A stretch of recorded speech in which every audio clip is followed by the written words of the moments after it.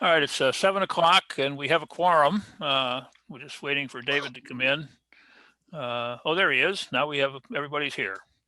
All right, well, I want to welcome everybody to the April 13th meeting of the Select Board. I'll go over the agenda. We'll start with community input this evening and then an LEPC update. At 7:15, we'll deal with the Insurance Advisory Committee and the allocation of premium from the town to the employee. 7:45, a town meeting, town election issues, discussion on the reduced quorum and on the town clerk's proposal for early voting. 8 o'clock, we'll be discussing potential new town committees and task forces, the Public Safety Facilities Committee, a town governance committee, and a transfer station task force. 9 o'clock, we'll take care of cemetery deeds. 9:10, appointments. 9:15, the town administrator's report. 9:25, liaison reports. 9:35, approval of minutes and warrants. And at 9:40, if all goes well, we will adjourn. Let me start with, of course, as we always say, at any time, we may move the times around a little bit to accommodate any special needs people may have, or if we get some things done a little more quickly or a little less quickly than we thought we would. So let me start with community input. Do we have any community? Is there any community input this evening?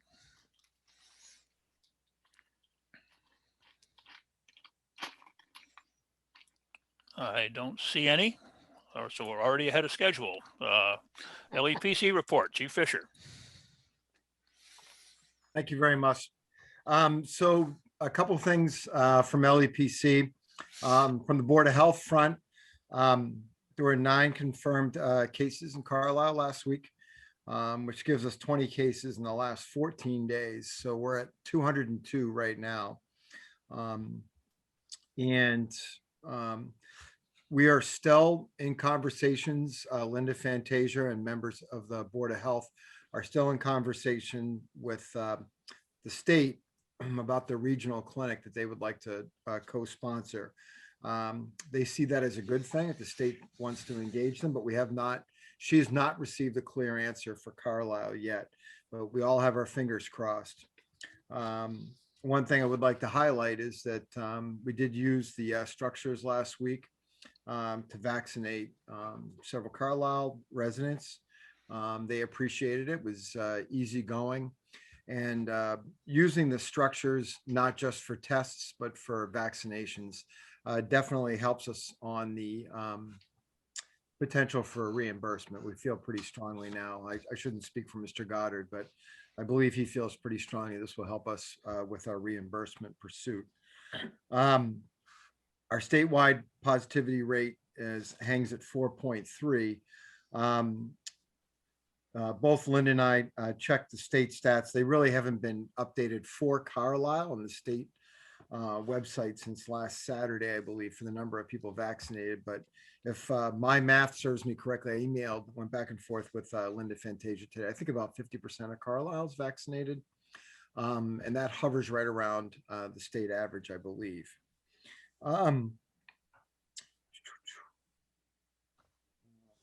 Chief Soros and his folks have continued to do the free testing.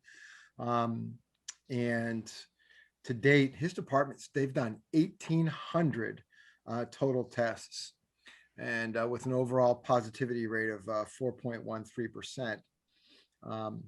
And, we continue to appreciate the fantastic work the members, our fire service, do to provide those free tests to Carlisle residents and employees. COA, of course, is rocking along. They've done good work with different meal delivery plans for Carlisle residents that are homebound or have limited access to going. Of course, they're continuing their drive-through and in-person events, again at the fire department in their open areas. And they're hoping to slowly plan. They're working pretty hard right now, actually, on some outdoor events. And of course, everyone's looking forward to seeing what those are. Mr. Goddard, of course, reported that we did receive good news that there's potential for Carlisle to receive more funding, but there still no guidance has been provided to him about how that funding could be used to help us fight this pandemic. From the school front, Jim reported that all faculty and staff who have wanted to be vaccinated are either scheduled to or have been vaccinated, which is good stuff.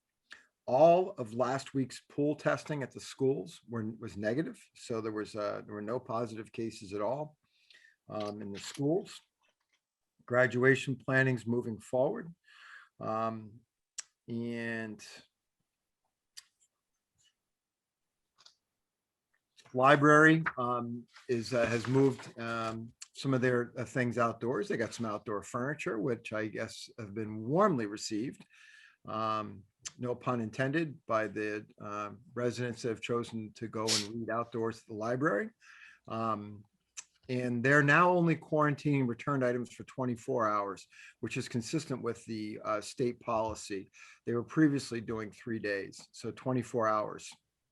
So if residents are clamoring for that popular book, this might be the moment. And I believe the select board, and please correct me if I'm wrong on this, crew, but the celebrations committee is planning to scale back Memorial Day celebration. However, there will still be recognition at different memorials in town, which of course we're all looking forward to. And Old Home Day is proceeding only at with a different plan. In general, that's what we have. At least I think 6 other people that are on this call are also on LAPC. So if I neglected to mention something that we should have, please chime in. But I from my notes, that's kind of the 10,000-foot view of what's going on. Thank you very much for this opportunity. Thank you, Chief Fisher. Anyone have any questions for the chief? Hi, this is Peggy, town clerk. I heard you say that Old Home Day looks like it's on schedule, or because I'm getting calls about that, people wanting to know if that's going forward this year. That is part of the town administrator's report, but we can jump the gun a little bit. The initial guidance we have from the committee is that they want to have a split Old Home Day this year, one occurring on June 29th, I think, so whatever that Saturday is, with a very scaled back celebration. For instance, no food courts, no in-person gaming, that sort of thing, but definitely some activities for Old Home Day, and then a second one in September, near the end of September. So that's just preliminary planning at the moment, Peggy. Oh, good, thank you. It's Saturday, June 26th. Correct. Yep. And before I run afoul of the regulations, let me identify the select board members on the meeting tonight. Some don't have their name amended by saying select board. I'm Alan Lewis. I'm the chair. Barney Arnold, the vice chair. David Modell, the clerk, and our stalwart members, Kate Reed and Luke Ascolillo. So those are the 5 members of your select board. So we're now legal. All right. Any other questions for LEPC? Hearing none. Thank you very much, Chief. And again, let me reiterate, the LEPC meets almost weekly, virtually, I mean, almost every week. And it's well attended. There are people not only representing town representatives, but lay people who are also contributing to the COVID effort. People like Laurie Eckler in the neighborhood group who are delivering meals and that sort of thing. This has been a tremendous amount of volunteer activity that is unique to Carlisle and really makes us the town that we are. So we thank everybody who contributes, and thank to Chief Fisher for the great leadership he's been provided for that. And of course, to Chief Soros for the wonderful work that the fire department is doing, not only in the testing, but in serving the other needs of the town. It's been absolutely fantastic. So thank you very much. All right, let's move on to the Insurance Advisory Committee. We need to deal with the issue of the split. As you know, we switched from the Minuteman healthcare system to Maya, the MIA, which has resulted in a significant savings in terms of healthcare costs for the coming year, which begins June 1st or July 1st. I think maybe June 1st. And it's a savings over what it would have cost us had we stayed with Minuteman. It's not that we're saving a ton of money, but it's saving money over what it would have been if we hadn't shifted carriers. In doing so, one of the things we have tried to address in over the last year or two is the fact that Carlisle is a little less generous with its employees than other towns are in terms of the percentage of healthcare insurance that we cover. We have been a 50-50 split. And that is if for whatever the health insurance premium is for a given plan, the town pays 50%, the employee pays 50%. And that's a lot of money, frankly. And so we are looking at amending that using some of the savings that we have got by changing insurance plans to see if we can't be a little more generous to our employees without overly incurring a lot of extra costs to the town. So let me open the discussion. If there is a proposal, we've asked the Insurance Advisory Committee. They have chosen not to make a recommendation, but they certainly have discussed it, and we have had some figures thrown out, but I will ask members of the board if somebody has a suggestion they would like to make for discussion. Don't everybody jump. Huh? So, we did receive a letter from an individual, and I kind of raised a good point, but my general thought is, I have no issue passing the savings on. There was a conversation about an additional 10,000, to supplement it, to bring it to a certain percentage. I think if we're going to truly make an adjustment, let's do it right. Let's do our research. Let's figure out the facts. And, we've got time now until next year. Right. And let's figure out exactly what other towns are doing, what the true cost would be, instead of, kind of piecemealing it this year and piecemealing it next year. My suggestion, pass the savings on, let's figure it out and make a decision probably next year, moving forward. And, if it ends up being 55% or 60%, I don't know. Right. But, I don't want to do it year by year by year. I think that gets us into trouble with a lot of things. So pass the savings on this year and then evaluate it moving forward.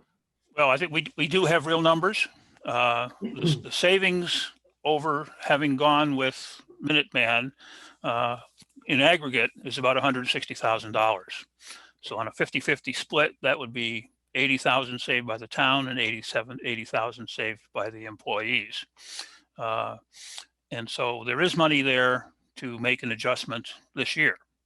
No, I agree with that. And my point is that I think we should pass those savings on to the employees, right? Well, some of them at least. Yeah. Or some of it. Right, exactly.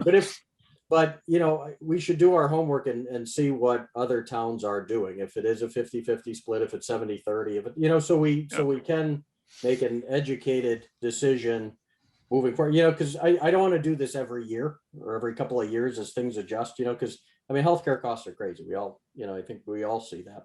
But let's do it once and do it right. But again, I'm okay with passing the savings on this year. Sorry. So I'm not clear, Luke. Are you saying pass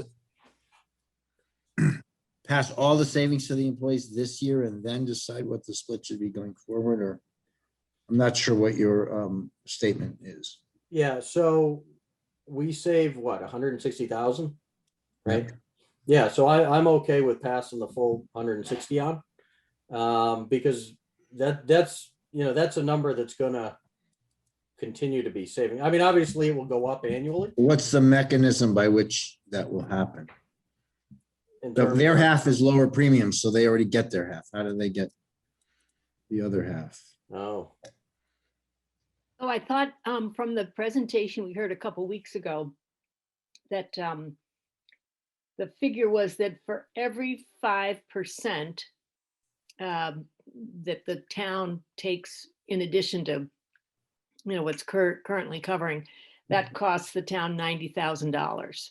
yeah. And so, No, but that's not relevant, Barney, because that's, well, it's not apples to apples. We're saving money this Yeah, year. and the revised number is 80,000, Barney. okay. It's not 5%. That's the total. Okay, so I stand corrected. So you're saying that a 5% increase in the town share of going from 50 to 55% would actually cost the town $80,000 more? It's apples to pears. We got two No. different. Let's- The total savings over, if we had gone with Minuteman, I understand that. Okay.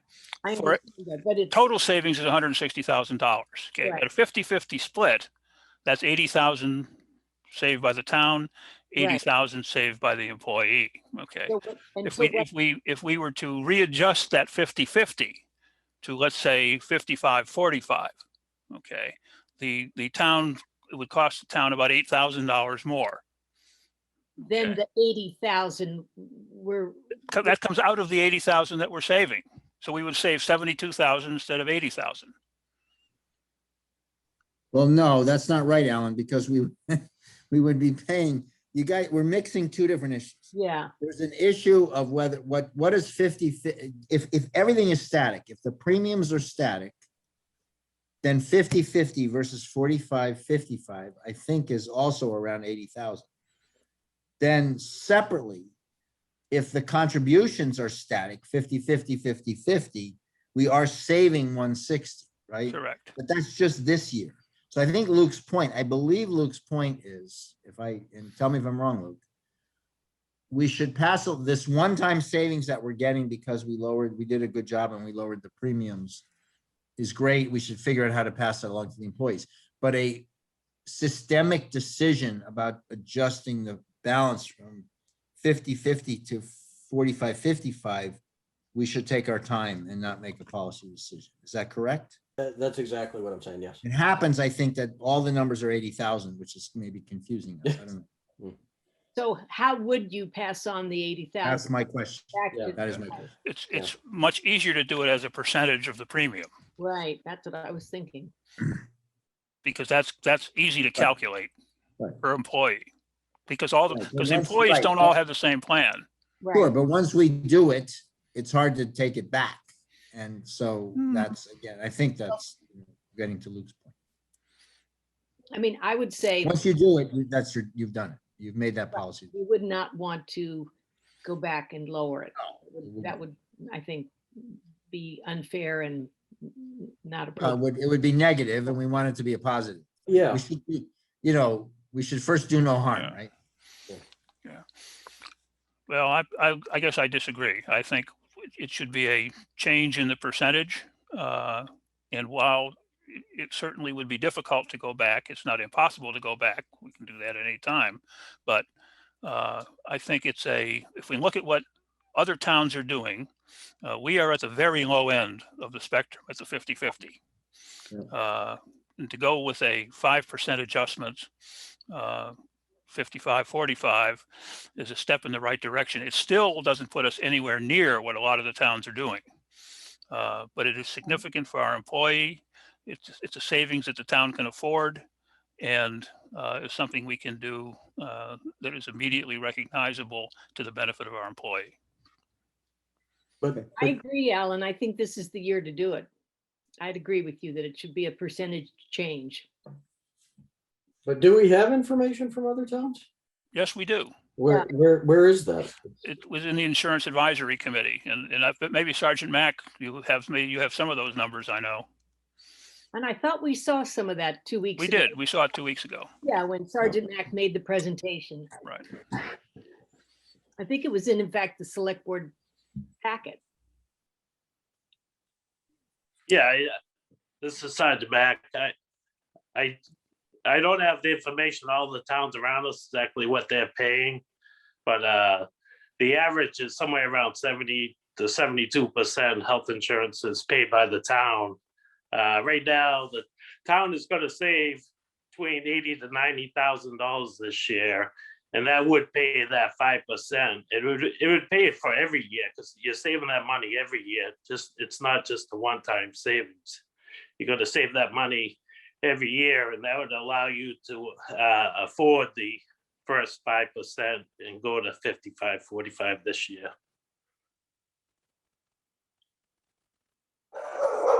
Other discussion, other than Teddy. Sorry. I felt like I understood it better last time we discussed all this. We've successfully confused you, so we're ahead of the game already. Today's a You know, I do feel we have a duty to our employees to try to ameliorate our split. We've negotiated that now with a couple of unions. That's what they've wanted. We'll hold it against them later, just so they know that. But I think we need to honor that commitment.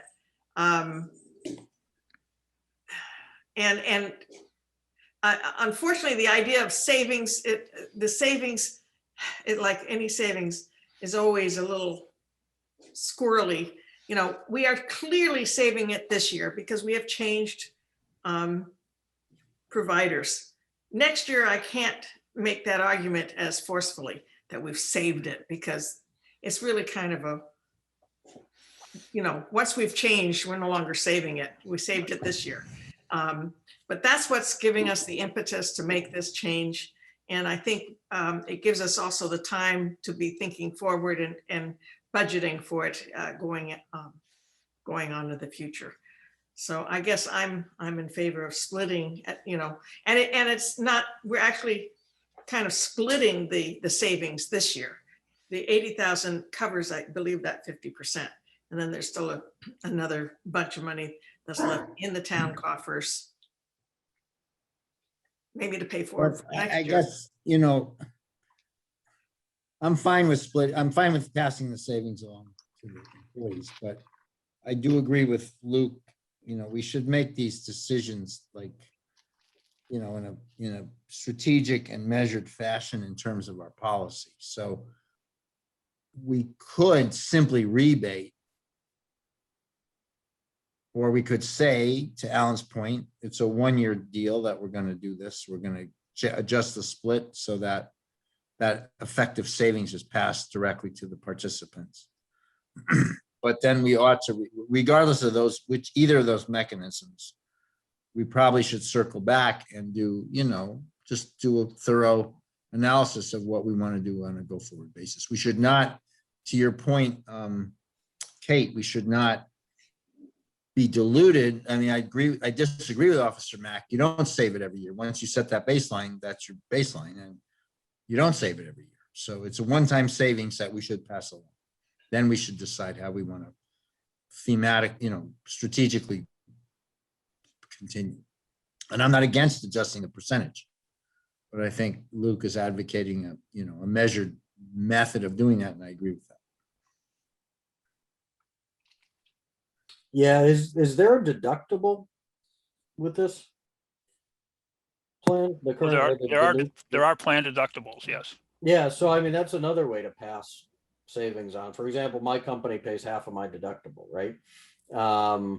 You know, so that would be another way to pass that additional savings on. Yeah, the only thing about that, Luke, my company does the same, but it's sort of it's not even Steven, right? Because Right.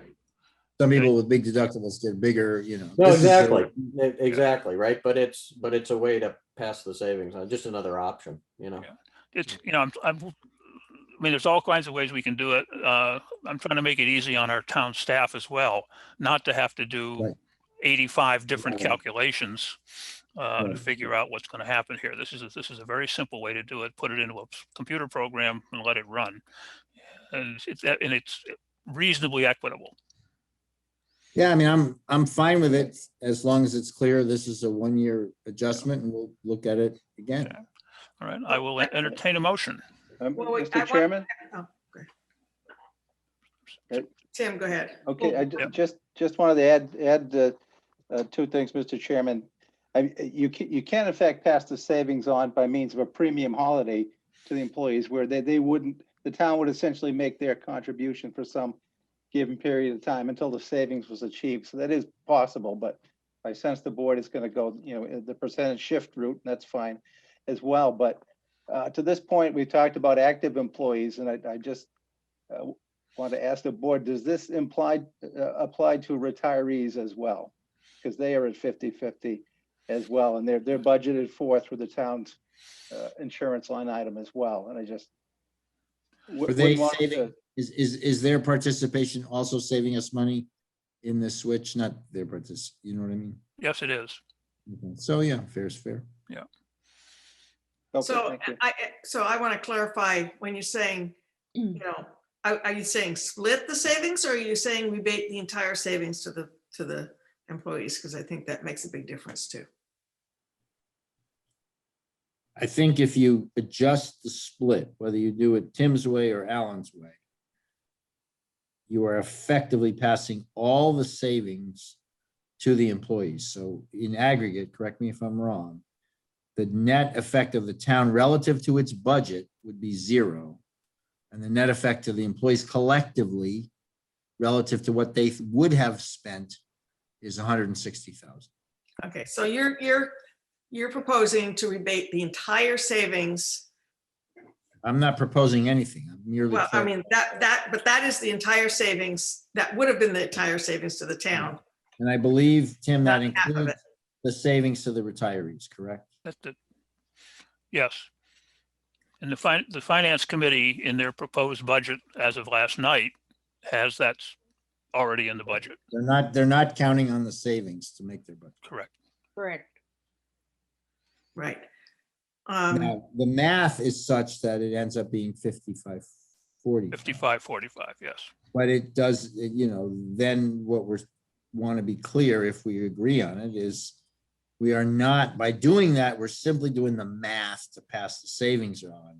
We are not making a policy decision on a go forward basis about the split. I think that's where Luke's coming from. Okay. So But with I motion- just want to make it perfectly clear that we still then need to do something about that, because we have clauses in 2 of our contracts that say if that split, something doesn't happen with that split, and I'm assuming on a permanent basis, maybe Sergeant Mack, that we then need to pay, yeah, John, do you remember the longevity? Was it longevity or something else? I forgot. It was a single figure number. Yeah, it's in the longevity. It was longevity. Goes on to longevity. Yeah. So it's not without, you know, cost to then withdraw that split and change that split. But the split doesn't have to be the same. All the contract says is that it will be adjusted. All right. Well, I just want to be sure everybody's crystal clear on all the the consequences of the decision. That's all. So could we make a motion to, I'm just trying this out before doing anything official. So would we want to make a motion to increase the percentage or change the percentage of the premium apportionment to 55% that the town would pay and 45% that both current employees and retired employees would pay and just make that for a period of 1 year. And then we would revisit this discussion before, at some point before we really start the budget process for FY23 and make a permanent decision about what that split would be going forward.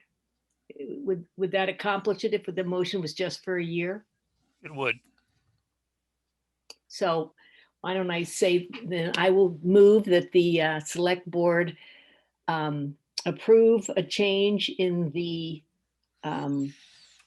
apportionment of the insurance premium such that the town of Carlisle pays 55% and current and retired employees would pay 45% for the period of fiscal year 22. Okay, do I have a second? I second.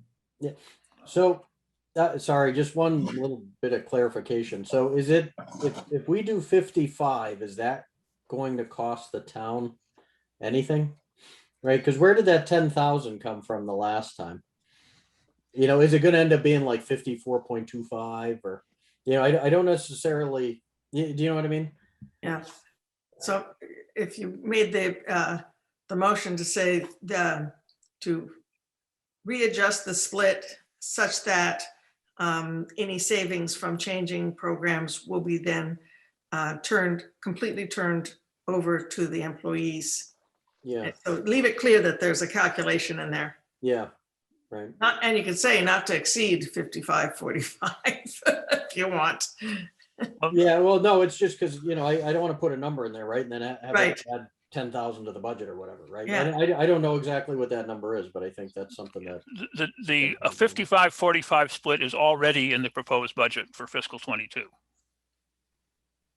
Yeah, but that might be more than the savings that we're getting, that we are realizing from the changing plans. And I had understood that it was only half of the savings, a little more than half of the savings. So if we're giving them all the savings, that's good. It might even be 60-40 for all I know. Well, okay. So why don't I adjust the motion? I'll accept a friendly your own friendly amendment, yeah. Right. And move that the select board approve a change in the split of the insurance premium not to exceed 55% as the town share, based upon a calculation of the savings that are realized as a result of the change of our insurance carrier. We're getting a little tangled up here. We're Yeah, gonna- I mean, we know what those numbers are, Barney. Well, then I was just trying to respond to both Luke and Kate, who don't appear to But feel. let me ask, I want to ask a timing question. When do we have to do this? Like, when do the premiums start getting charged? In that? I believe June 1st. All right, so And why don't I'm we, pretty sure Kim said we had to decide this sooner because you deduct the month prior for the following month. Right. Just have it by May. okay, so we still have a meeting. I think we Yeah. need the experts to tell us with the math and how to word it. I don't think we should be, Okay. doing it ourselves. So we can do it next week. I think we've signaled, or 2 weeks, we've signaled our intention. I'm not clear even in your motion, Barney, you said fiscal year, but I don't know, is the insurance year the fiscal year, Tim, or is it some other year? It will be, in fact, because this is a 13-month period to line it up with the fiscal year going forward, Yeah. so. Yeah. Yeah. Yeah, and you should have gotten those numbers in your packet. We got a lot of numbers in our packet. All I'm saying is it's clear, 5 of us as a, crowdsourcing don't know what we're talking about when we try to craft the language of this. I think we all understand. We want to pass the savings along. We don't want it to cost the town. It is a 1-year deal. So we got that. So let's let the experts tell us how to word it. That's my. Okay, who do you want to do that? I want Tim and whoever the insurance people are to tell us how to math it out. Maybe Okay. that's Kim, I don't know. I don't know who's got the numbers. All right, so, and So you're withdrawing the motion? I'll withdraw the motion. all right. And the total annual difference was $160,469.52. Correct. And I believe 80,000 of that would have covered 5% of splits. So we're actually would be giving them an extra 10%. No, Kate, because it's, the employees are realizing the saving, their premium is gonna be lower on the new plan. So they have half of that savings in their new premium. I see. I gotcha. So, okay, the 80,000, there's 80,000 that goes to them through there. Got it. And then we save 80,000 and we giving them the entire 80,000. Okay. Correct.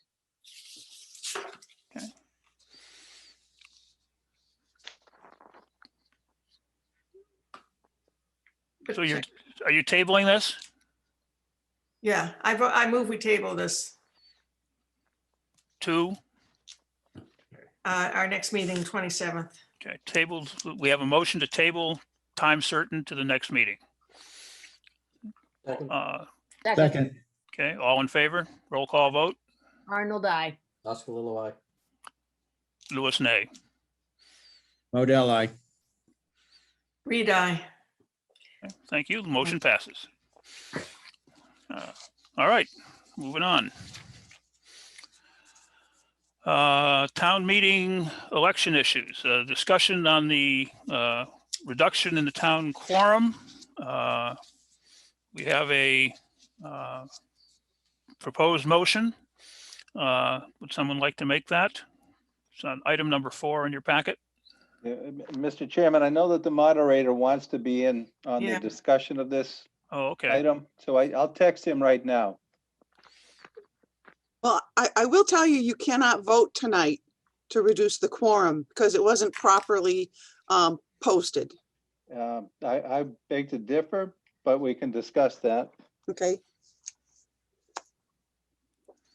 Should we do the cemetery deeds while Yeah, we're waiting? Sure. Okay, I did get the cemetery deeds. This is the third time they've come to us because I kept on kicking them back. I now have definitive answer.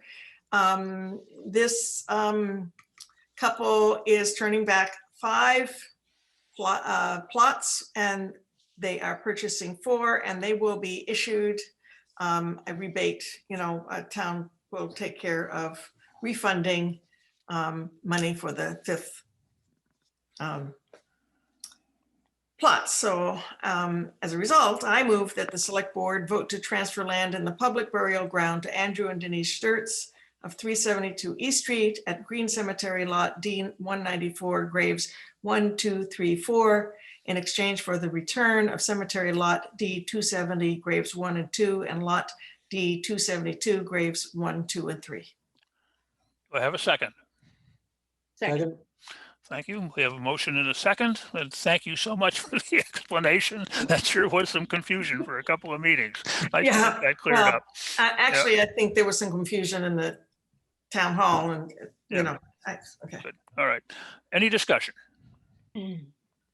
Hearing none, a roll call vote. Arnold, I. Oskalilowai, aye. Louis, I. Modell, I. Reed, aye. Thank you very much. It only took us a month and a half to get that one out of the way. You can blame me. My shoulders are No, broad. no. I'll You take it. can blame all of us. Shall we Anyway, do some of the appointments? We can do appointments. Number 7 in your packet. I move that the select board vote to accept the resignation of Alan Blevins from Carlisle Trace Committee effective immediately. Do I have a second? Second. Discussion? We appreciate his past service and thank him. He's moving out of town. So, Okay. Hearing no further discussion, roll call vote. Arnold, I. Oskalilowai, aye. Louis, I. Modell, I. Reed, I. Thank you. I move that the select board vote to accept the resignation of Jill Henderson from Carlisle Cultural Council effective immediately. Second. Discussion? Again, we thank Jill for her service, and we're sorry, apparently she's leaving for some personal reasons, and we wish her well. Roll call vote. Arnold, I. Oskalilowai. Aye. Louis, I. Modell, I. Reed, I. Thank you. And the last one is Trails Committee. Move that the select board vote to appoint Chris Chiapella at 128 Log Hill Road to serve on the Trails Committee for a term that will expire on June 30th, 2021. Second. Any discussion?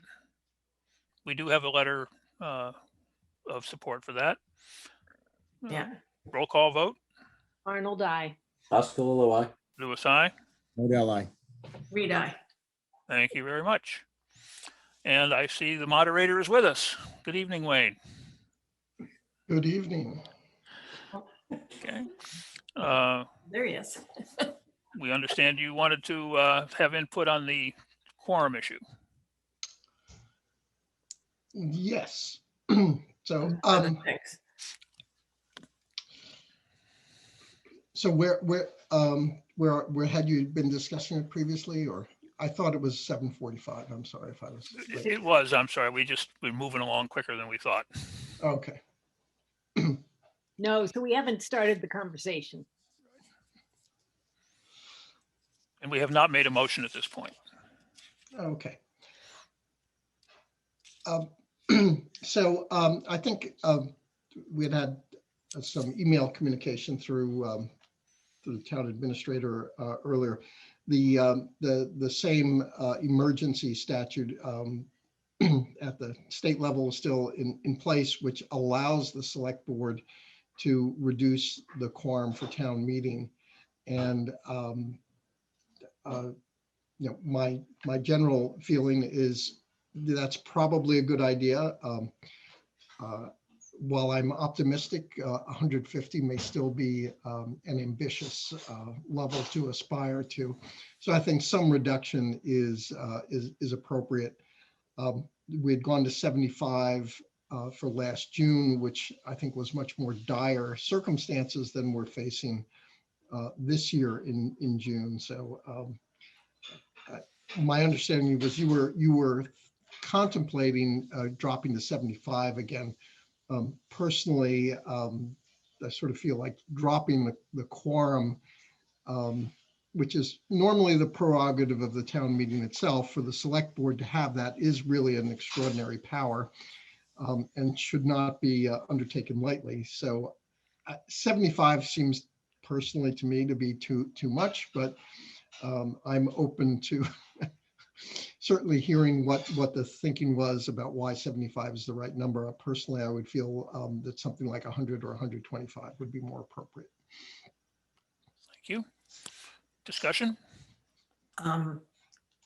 Peggy, could you tell us how many, the last two meetings, we had one in June and one in October, how many actual attendees we had at each of those two outdoor meetings?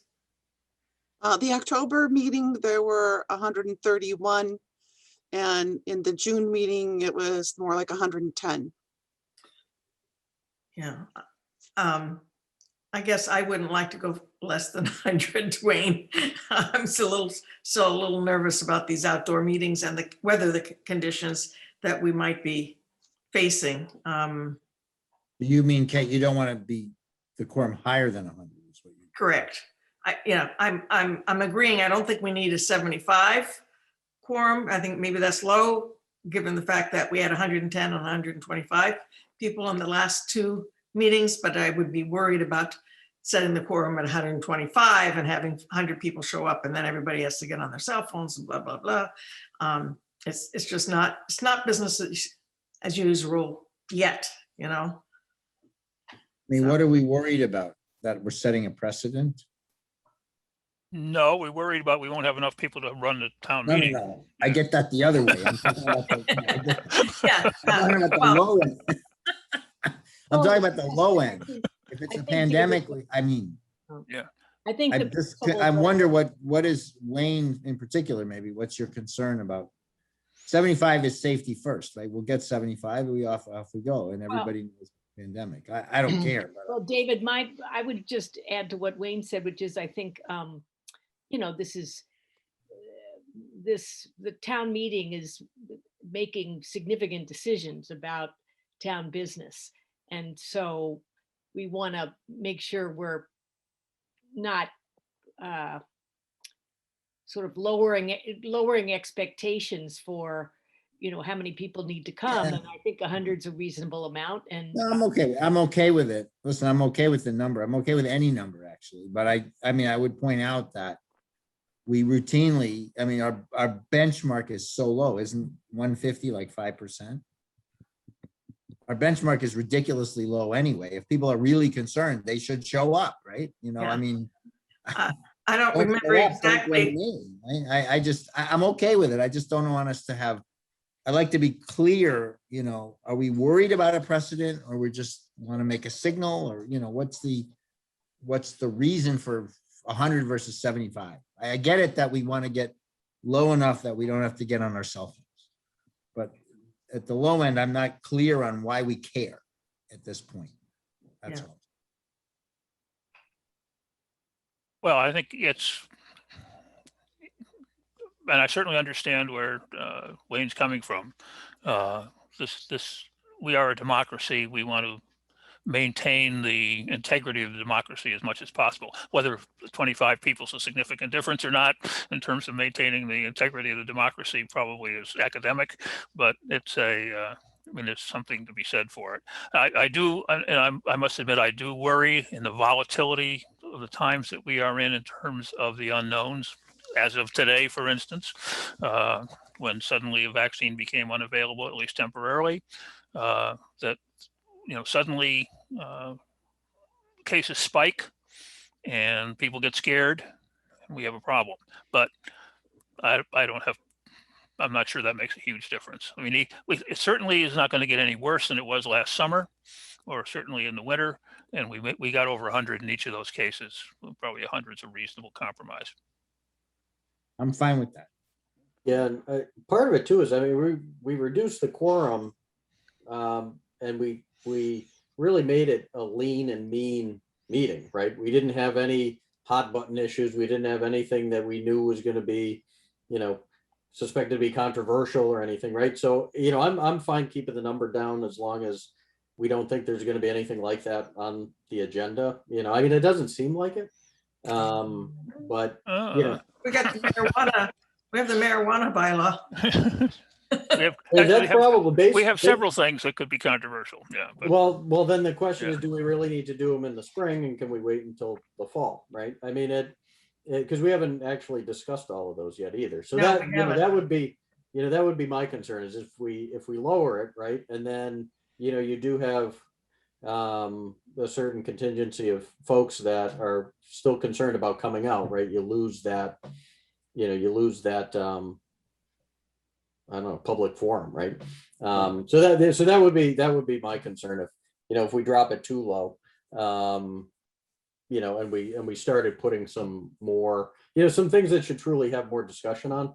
I don't necessarily agree with that. So, all right, I'm going to hold it here. I'll ask for a motion at this point, so we have something to discuss. Mr. Right. Chairman? Yes. Mr. Chairman, could I just interrupt before you make the motion?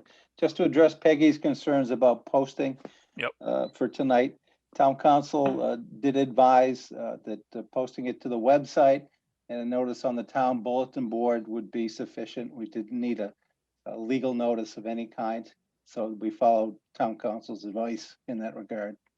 Well, Tim, I have an email from Donna Brewer that says that it has to be posted 7 days in advance. And we only did 48 hours. No, we did well over a week. This was last week. Okay, I didn't see it on the, I didn't get anything to post on the board or, Well, no, I didn't ask you to post it. I posted it myself on the bulletin board. okay. Okay, so we know it was On posted which- 7 days in advance. It Okay. was, and it All was right, on the website as well. Okay, thank you. All right, now I would like a motion. I'm going to make it as it's written in the packet. I move pursuant to section 7 of chapter 92 of the Acts of 2020 to reduce the required quorum for the 2021 annual town meeting from the 150 registered voters required pursuant to section 2.3 of the town of Carlisle general bylaws to no less than 75 registered voters, and further to direct the town clerk to notify the attorney general of the adjusted quorum requirement as required by said section 7 of chapter 92. Do I have a second? I'll second it. Now we can discuss it. We can always amend it to 100 if you want. Yeah. You know, I, for a long time said that Concord, for instance, has a significantly lower quorum than we have. In fact, I think it's always been around 50 to 75. I can't remember. It was a long time ago that I've lived in since I, moved out of Concord.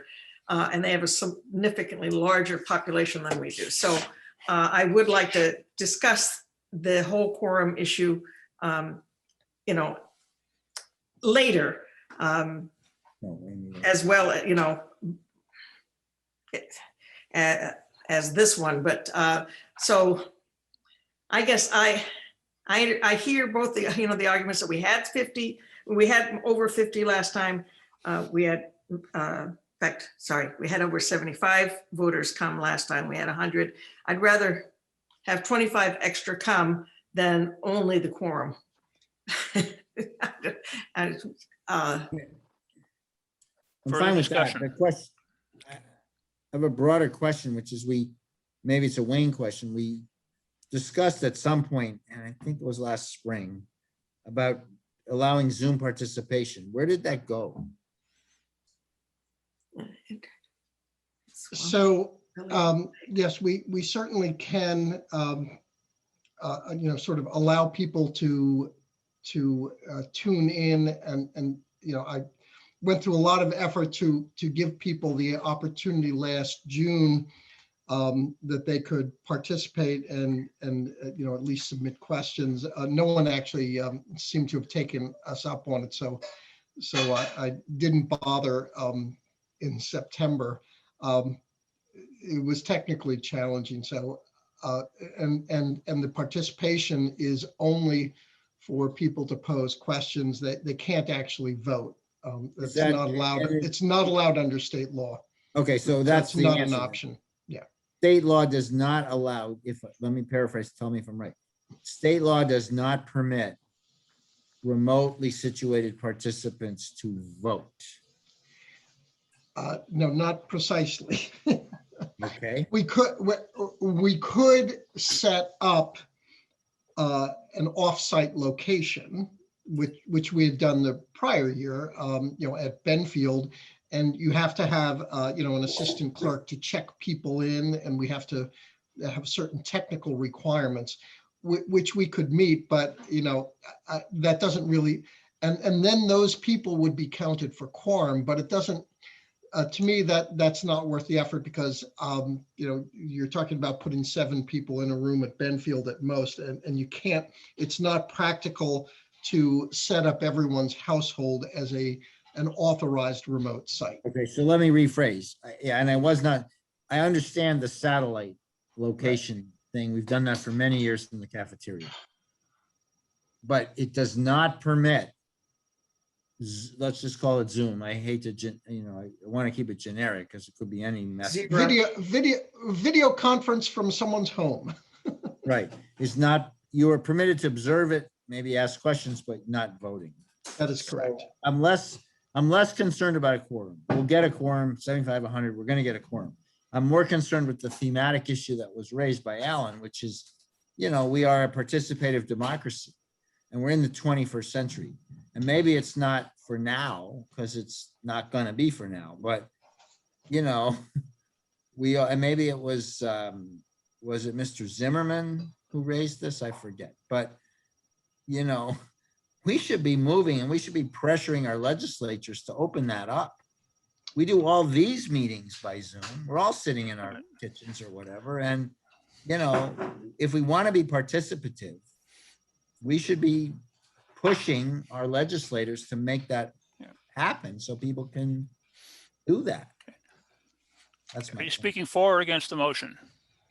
I'm okay with the motion. I'm just making, since you cut off, well, Mr. Chairman, Yeah. you cut off debate, and so I'm using. No, I didn't cut off debate, but the debate has to be relevant to the motion. Well, that's effectively the same. So I'm making a point that I'm okay with the motion, but I believe we as a committee maybe should take it up with our legislator that we would like to see change in the future to make it more open and participative using 21st century technology. Other discussion? I'd prefer it was 100, but I can support You it. can propose an amendment.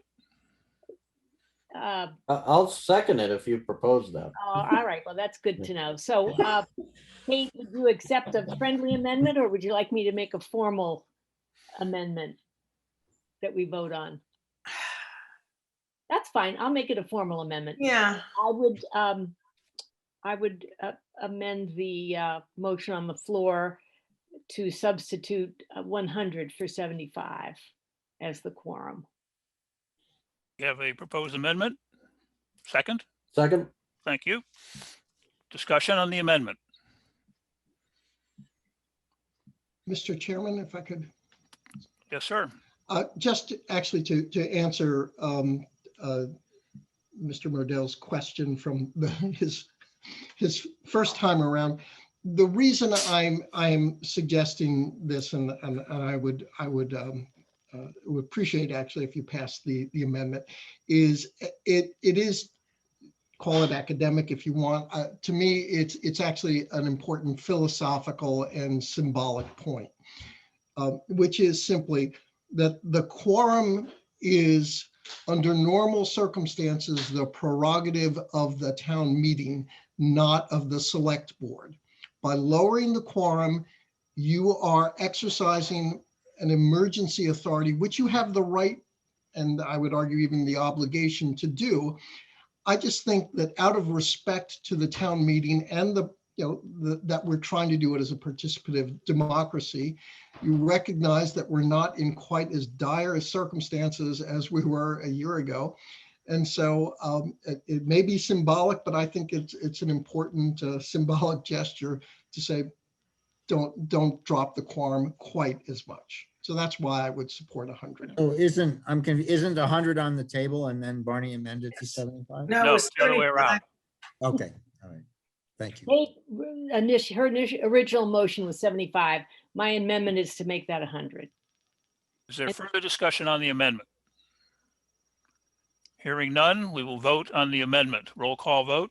If a vote of aye means you are in favor of raising the quorum to 100. Arnold, aye. Oscalillo, aye. Lewis, aye. Modell, aye. Reed, aye. Thank you. The amendment passed. Now we're ready. Are we ready for a vote on the motion? Yes. Okay. Roll call vote. Arnold, nay. Oh, wait, is it now amended to 100? It's Yeah. amended to 100. Sorry. Arnold, aye. Oscalillo, aye. Lewis, aye. Modell, aye. Reed, aye. Thank you very much. You The threw me, Barney. I thought I missed something. motion is passed as amended. It is something I would like to see, in fact, the town meeting take up somewhere along the line. Probably won't be this one, but yeah, shortly, about where the quorum should be and what it should be, because the number of the quorum, even if it were 0, that should not deter people who want to participate from participating. And I'm not sure a high quorum necessarily incentivizes people any more than a low number. So Thank you. you can lead a horse to water. Mr. Chairman, if I might do a favor to the town administrator. Yes, sir. I would ask that you please record that the moderator concurs with the select board decision, Thank you. Thank you. which is something that is needed for notifying the Attorney General. And all too rare.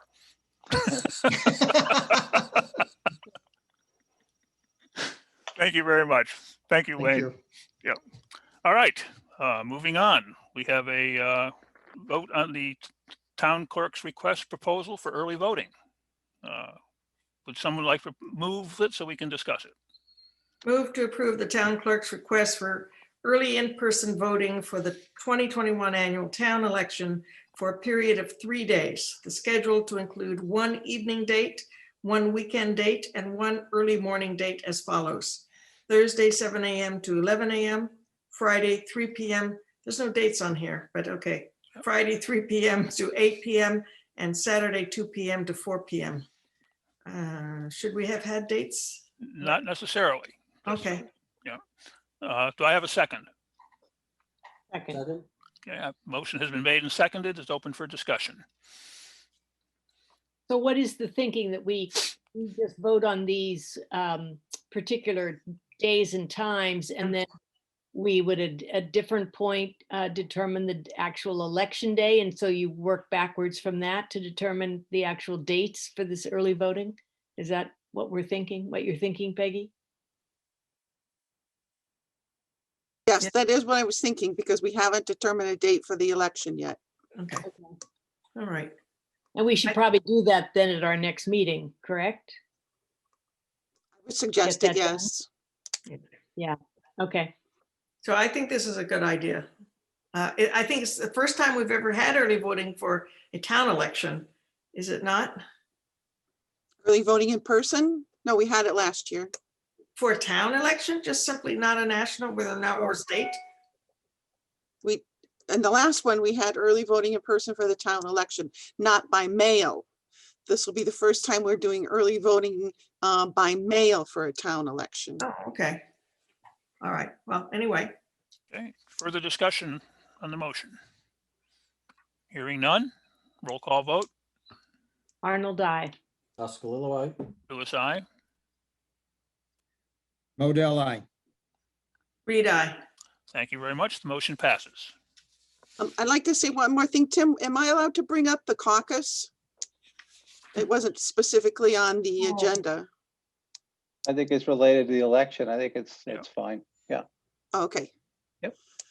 I think some of you have heard me say that I'd like to explore the idea of eliminating the caucus and doing nominations through papers. We won't be able to vote on it tonight because it needs to be posted for 7 days in advance before the vote. Could we post that for our next meeting then, Tim? Certainly, if that's the board's wish. Um, And Peggy, tell us a little bit more about your thinking on that. Because as Tim has said, that the caucus that we did, the way that we did it last year was very expensive. And we have the option from the state to eliminate the caucus this time. And just do everything through the nomination papers, and the papers, they've reduced the number of signatures required from 25 to 10. So I think it would be much easier for the candidates. Kate, you asked me this morning, there are 11 slots that will be on the ballot this year for the town election.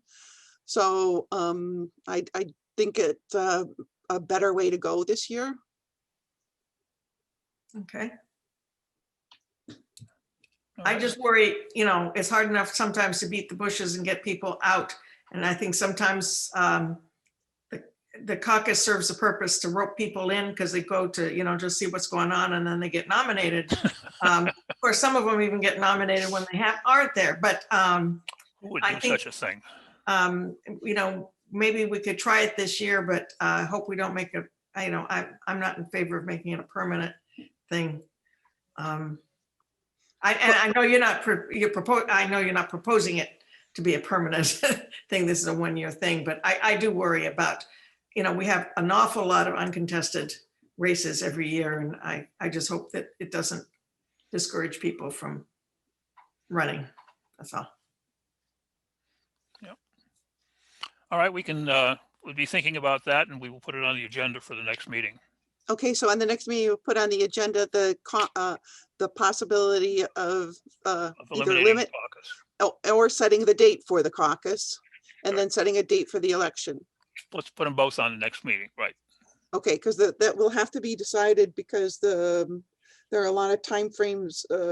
The caucus has to be 38 days before the election. Right. And if we do nomination papers, those have to be done, they have to be returned 32 days, between 32 and 36 days before the election. So there's a lot of looking at different dates and what the impact will be. So Have you- Peggy, would you mind, would you again do what you so kindly did for tonight on the, vote by mail and early voting, and just write up a little description of what you're proposing for our next meeting? Yes, I'll do that. That'd be great. Thank you. Yeah, and the other thing that we will have to do is some education, maybe through the mosquito, letting people know that there's a new game in town. Good. Yep. So they Thank you don't. very much. Yes, because the mosquito's been asked me today what the date for the caucus is. And Yeah, just told them, don't know right now. okay. So yeah, you're right. People are looking into it. Okay, thank you very Thank you. much. Thank you, Peggy. Bye. Thanks. All right, we're running a little bit behind, but that's okay. Discussion of new town committees. So, Alan, Wayne is sticking around a little bit to talk about the Town Governance Study Committee. Okay, Sure. you want to take that? So could We we can do take that that one one first? first. Sure. Before we launch into, I'd like to make a general statement if I could. Mr. Okay. Chairman. Is that Go ahead. okay? Okay, so we've got 3 charters in front of us, and I just want to make a point that I've seen in the last couple of weeks some emails and some postings on social media and so forth but the theme of those is generally, doing things in a smoke-filled room and then foisting it on the town. And I just want to correct the record that this is very important to me, and I think to others on this committee and other committees. The Carlisle way is to be, in my opinion, to be data-driven, to be very clear, and to be very transparent. The methodology that works, and I've been doing this, for 16 years, is if there's an issue that a deliberative body believes is worth exploring, it is much better to take the advice of experts, some of whom may be citizens of Carlisle and others may not be citizens of Carlisle. They could be employees, they could be, outsiders, other towns. We benchmark all those things and just gather data, get set on really what the issues are, and get those issues to a point where they can be framed and brought to that deliberative body so that the deliberative body can do what we are doing tonight, which is create a charge, formalize a committee or a task force, call it what you will, and set that group in open meeting law out to do a more systemic, methodical, open examination with a charge and come back to that deliberative body with recommendations. That is exactly what we're doing tonight, and that is exactly the way it should be. Now, it happens to be, public safety building, transfer station, town government, people say, oh, well, like what's happening? We don't know what's happening. Well, okay, but that's what's happening. And so I just want to be clear that to me tonight, these 3 task forces that we are hopefully going to create are going to be, this is the culmination of a process which is open and leads to a much better outcome. And my dogs are barking, so I will stop there. Thank you. Thank you, David. Okay, So I'd like to give you a little background, in fact, on this Carlisle 2021 Governance Task Force that is being proposed. Actually, David Modell and I started meeting with the chairs of 2 three other committees on Friday mornings, partly to open conversations, to know what's going on in town, and also because the planning board wanted to explore reorganization of the staff in the land use committees. So we started meeting informally. There was no quorum of anybody, talking about, issues and problems and that we all share among this group. And a lot of very good things came out of it. One of the things that came out of it was a goal setting exercise for the staff, which was led by Mark Way. Another thing that came out of it, you will be seeing later. It's in the form of new staff evaluation forms, because one of the issues that some of the other chairs had from the other committees was being able to conduct evaluations of their staff, because they're not really equipped. There's the difference between daytime government and nighttime government. And there are HR issues that the volunteers are not necessarily capable of dealing with.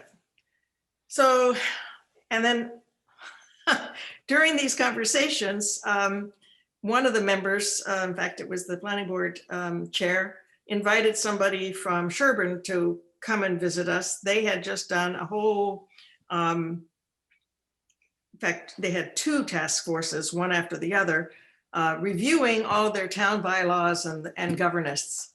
And so we started talking about various ways of, handling some issues that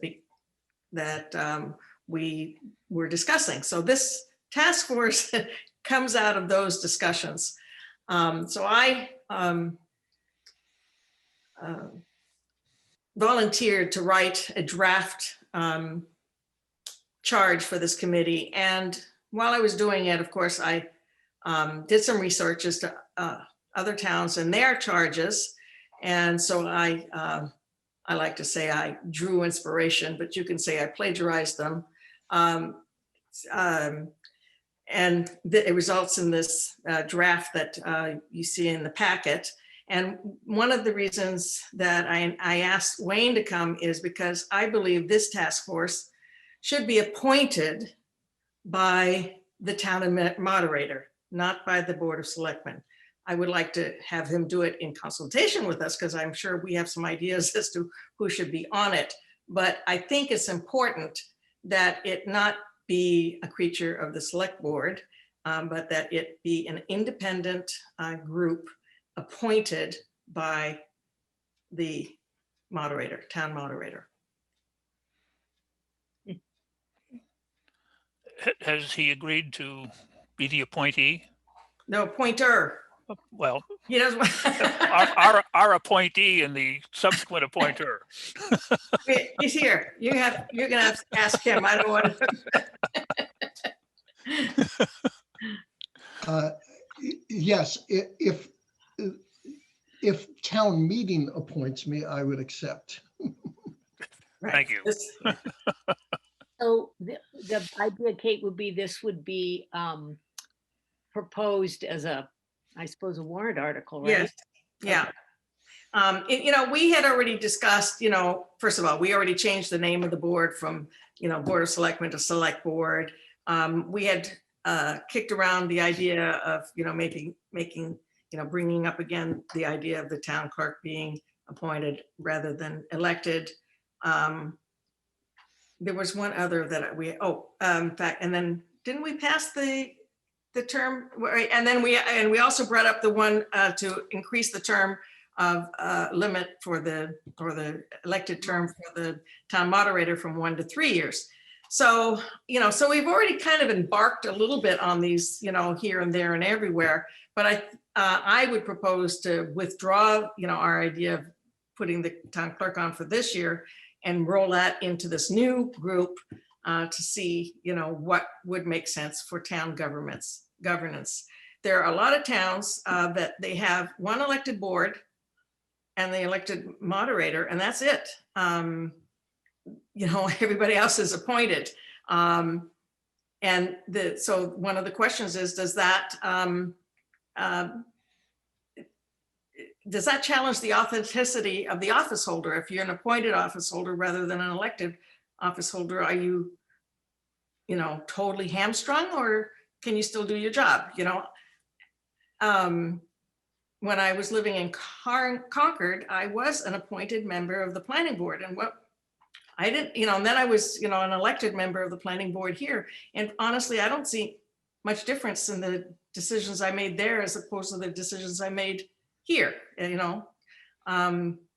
So, that would be one part of the discussion.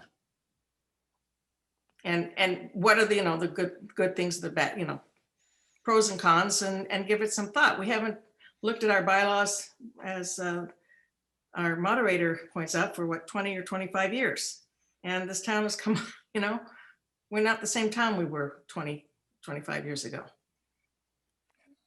Further discussion? Yeah, I mean, I think I'm not clear on the role of the moderator in selecting it, but I would say there are kind of two issues here that are intertwined in a certain way. I'm not sure whether it matters if a board is elected or appointed, but I know that if it's appointed by the select board, it answers to the select board, right? So I believe that the elected boards in town, and I'll just speak for the school committee, which is the only other one I've been on, would not think it a positive thing to be appointed by the select board. Yeah, I was not putting the school committee in. Well, okay. But having said that, again, appointed or elected, there's a separate issue, which is really an HR issue, where the professionals, the daytime government professionals who answer to those boards, serve for those, support those boards, also have either dotted or solid line to the town administrator. And it is very difficult, and it gets to silo behavior. And I'm not saying it's deliberate, but it does happen, where the spirit of cooperative, just getting the job done together, cross-training, doing things together, sort of runs into these board mandates, and it's not clear how that should get sorted out. And so the belief, one of the things we considered in this little group was, how might we streamline that so that the town administrator has more authority and flexibility to be efficient, which is really the end goal, is to be efficient, to provide the services of the town without a lot of, red tape, let's say. So,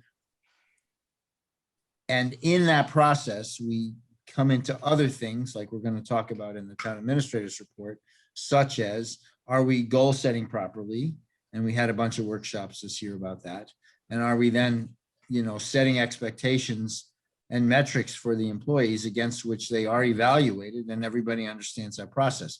Those are all good practices. So I think it's appropriate that the task force have a broad charge to look at the whole thing. There has been a fair amount of work done, but that's, again, to my earlier comment, that's preparatory work. It's not meant to drive a conclusion. It's simply to frame it out. So I guess I'm somewhat ambivalent about whether the town administrator appoints the committee or the select board does. I think it's more important to get, cross-functionality from participants, people who bring diverse experience, corporate experience, public organizational experience, other experiences, so that we get a good work product out of it. Thank you. We have a lot of people attending the meeting tonight who have not had a chance to hear what we're discussing. And in the flavor of transparency, should we read this, Kate? Oh, I'd be happy to. I think it would be useful so that people who are patiently staring at us get to hear what we're talking about. All right. Task force to be appointed by the town moderator in consultation with the select board.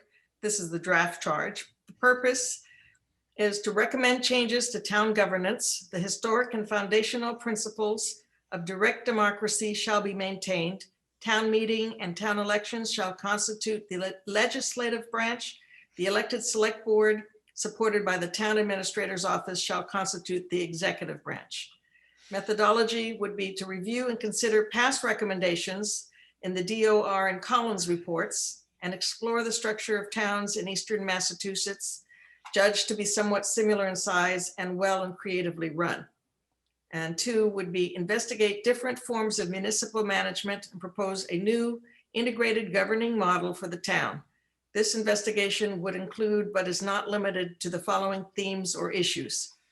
Consider giving the town administrator more responsibility and accountability for the functioning of the town.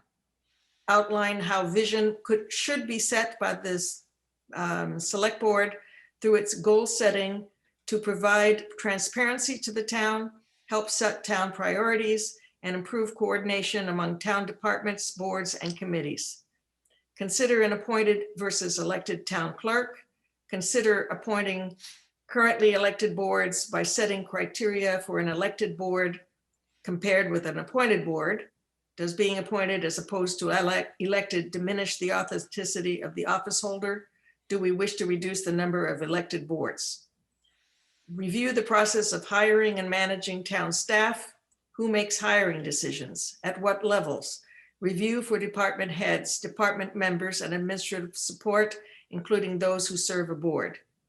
Evaluate additional maintenance support needed to protect town assets. Do we need public facilities director and/or a highway director to take care of town buildings and infrastructure? More expertise is required than volunteers can always provide. Is additional administrative support necessary due to increased complexity of work and increased expectations of residents? Thank you. Discussion? I just want to say, this is a draft, so I mean, I would imagine that people would want to, add or subtract or whatever to some of this, but. Yeah, so just a couple of quick comments. No, I completely agree that this is long overdue. I mean, I think we've all seen for years that something comes up and it swirls, and then nothing happens, right? My hope would be that, that this committee, or whatever you want to call it, could chip away at a couple of things a year, right? Whatever is really more pressing. Yeah, because I think everybody realizes that more structure is needed, and how do we get there with constraints in our budget and growth and all of that stuff. So yeah, no, I think this is long overdue. Do you foresee this as an ongoing committee, Kate? It depends, they might do one report and say this is how we think it should look, take it or leave it, or they might look, we had the Collins report. It had, lots of things, including, some of these things. I pulled some of these points right out of the Collins report. So it's not like they have to even reinvent the wheel. They might want to just read the Collins report and say, this is a really good report. Let's do it. Finally, that was written in 2013, by the way. So maybe they need to prioritize. I think, we need to consult with the moderator. I don't know, he doesn't want to spend a lot of time on this project. The reason I thought of him, in fact, let me just go back and say, I would not want this to be seen as a power grab by the select board, which is why I think it's important that it be kind of overseen, directed, and pointed by another entity. And I think the best entity for that is the town moderator. So yeah, so it could be a long thing, it could be a short thing. It depends upon who gets on it and how much time they have to devote to it. Whether they might come back and say, look, we need another, consultant to come and help us with this. Yeah, I don't know. Okay. I don't have any preconceived notions about any of that. Well, what I would add is that I would really like to see the committee that be able to recommend and then have adopted by, I guess, the select board, some specific changes along the way that might, or it could go to a town meeting for a vote, depending on what it is. But I think there's some things that could be changed, over the course of a year that could be very helpful in moving us in the direction I think that we'd all like to go. And I'm not clear, is this motion suggesting that this group would sort of develop an overall plan and for the whole, for everything that's mentioned, down on the things to consider, and that would then go to town meeting for approval? Or do you see it as a committee that's got to maybe have, a broad plan that will be brought to town meeting, but there's some pieces within that could be implemented without a town meeting vote? I think some of the things definitely need town meeting votes. If you're going to be changing the bylaws, that means a town meeting vote. If you are changing some of the support staff in the town hall, I don't imagine that needs, a town meeting vote. That's us and FinCom deciding whether we can afford to do that or not. Yeah, I don't know. Because I'm just thinking about, some of the changes that are coming up anyway with retirements at town hall and the possibility of reconfiguring, responsibilities and sort of more cross training and teamwork. And I would love to see that move ahead rather than having to wait until there was approval of a whole plan. Yeah, I don't think we need a whole plan. I think it can be, one of these things I'm looking at now is the additional maintenance support. That's the idea of doing a centralized mains department. I'm not sure that needs to go to town meeting because that's truly, that's administrative. But I do think that this select board needs help and support in certain respects, and broad agreement throughout the town that maybe this is a good idea, so that when we do make that change, it doesn't come out of like a bolt out of the blue. Mm-hmm. So I'm trying to, it's kind of, maybe it's too much of a mishmash. I don't know. Maybe, well, let me try to step in here. I think the HR element has been confused from the start, right? Yeah. Because most of those people, I believe, work for the town administrator, and the town administrator works for the select board. Again, correct me if I'm wrong, but I think town hall employees, by and large, effectively report up to the select board. I'm not trying to do a power grab. I'm just stating a fact. However, their agendas are set by and large. If you talk about health agent, conservation administrator, etc., their agendas are set by those elected boards, planning, the planner.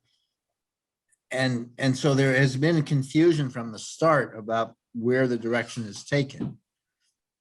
And that needs to be addressed. And I don't really care, again, if it's a town moderator or the select board that drives that, but that needs to be addressed, because at the end of the day, to be efficient, Tim has to have a call on all the resources and be able to organize everyone the way that makes sense.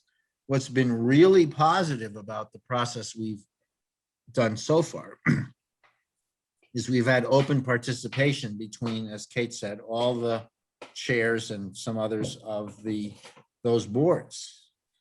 And so there's been a really good interchange and an understanding of common goals. And so however the committee is set up, continuing that spirit of, we're Carlisle, we're not the conscom, we're not the planning board, we're not the select board, we're Carlisle, let's do it for Carlisle. So that piece, that needs to be continued if we're going to be efficient and we're going to be, effective as a town.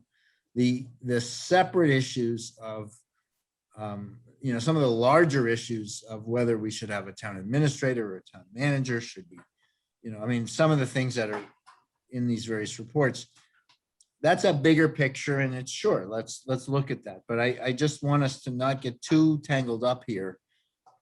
We've inherited an unclear system and we need to clarify. We can't continue with this ambiguity that exists, and we don't have a good evaluation, we don't have a good goal setting and metric evaluation process, and every organization should have that. So that piece, which has already started with Mark Way and goal setting, and then good interchange between these departments about what they want to do together, has already started. And out of that has also come a very good dialogue about commonalities like IT needs, which is helping us develop the spec, if you will, for the IT manager that we're talking about. So these things are happening. We shouldn't put impediments into it. We should just figure out a way to make it happen, I guess is what I'm saying. Do you feel the charge is sufficiently specific that if formed, the committee will know what it needs to do? Very good question, Dr. Lewis. I think the charge is specific enough. I think context will be important when that, I think we should decide, kind of what sort of representation makes sense. Go find, gather up volunteers who are interested in that enough to raise their hand, and maybe have a session with them to kind of give them the context of what we've done, and decide, on a, I guess, ex officio basis or as direct members of the committee, whether, there's a planning board representative, there's a select board representative, yada, yada, yada. So there's still some work to be done. I think it's a good, it's a good first start that Kate did. What action would you like to take tonight, Kate and David? You two kind of put this together. Well, I think one thing that we want to decide maybe tonight is who appoints this, and, in consultation with the moderator.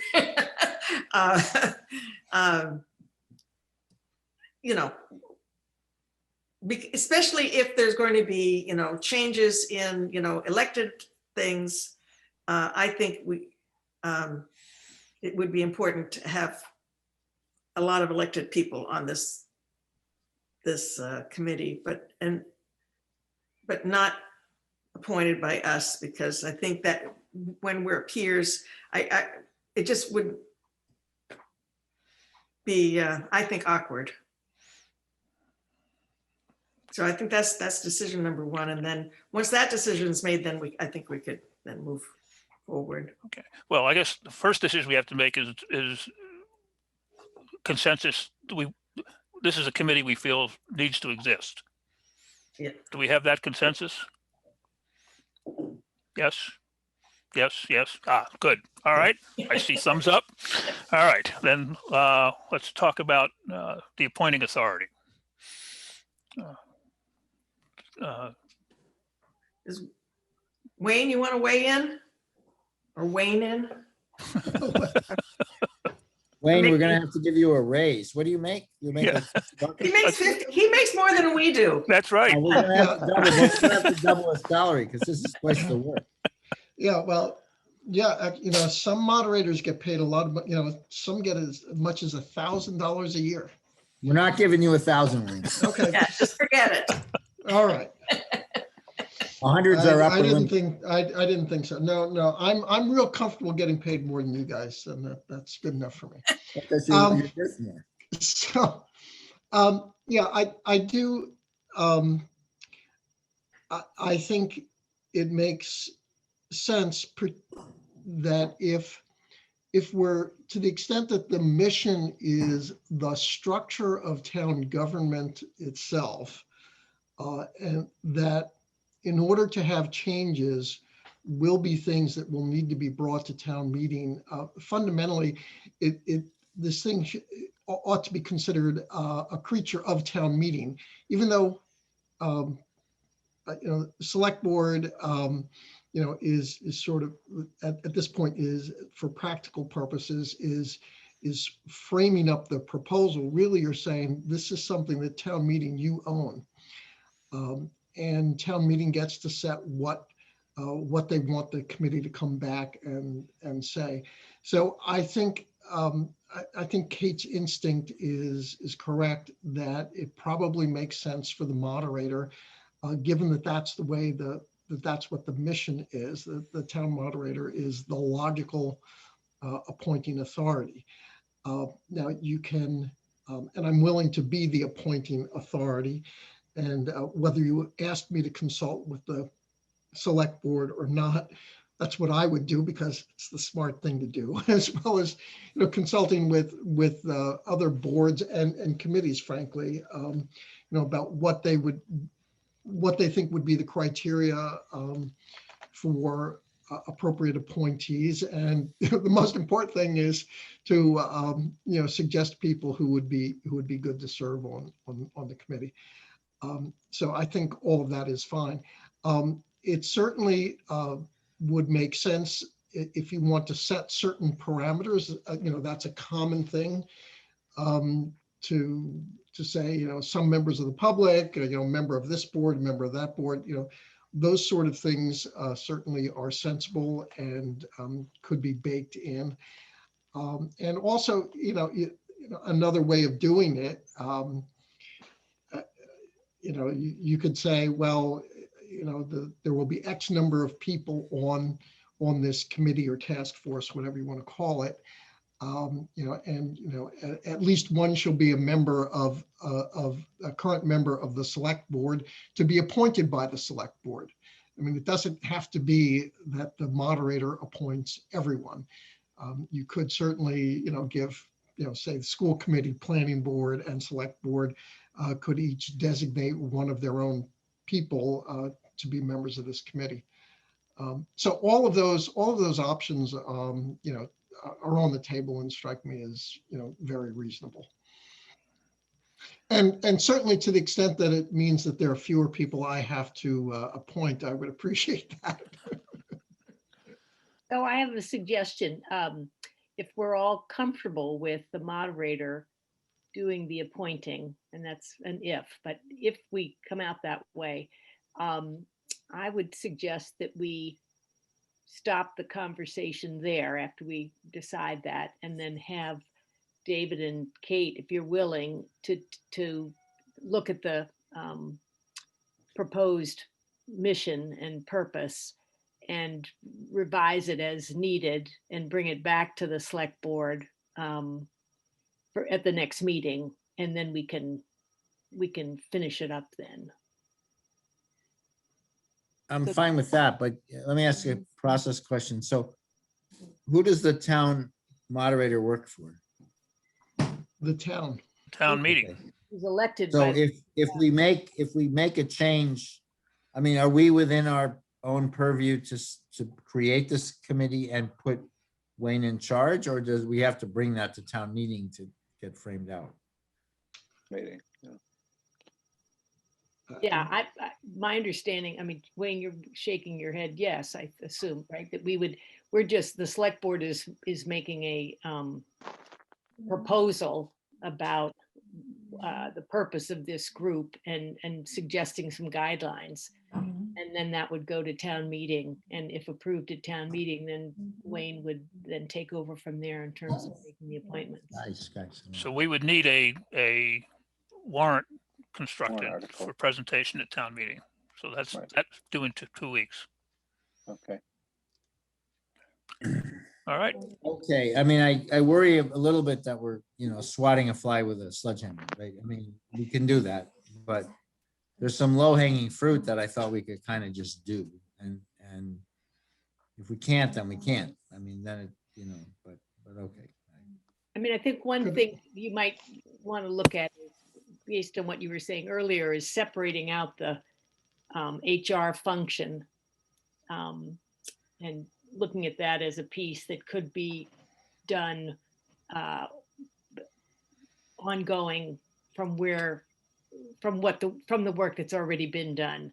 without having to be necessarily a part of looking at the overall governance in terms of who's elected and who's not elected and who reports to whom. I think that would be a perfectly reasonable sort of distinction to make, that sort of the internal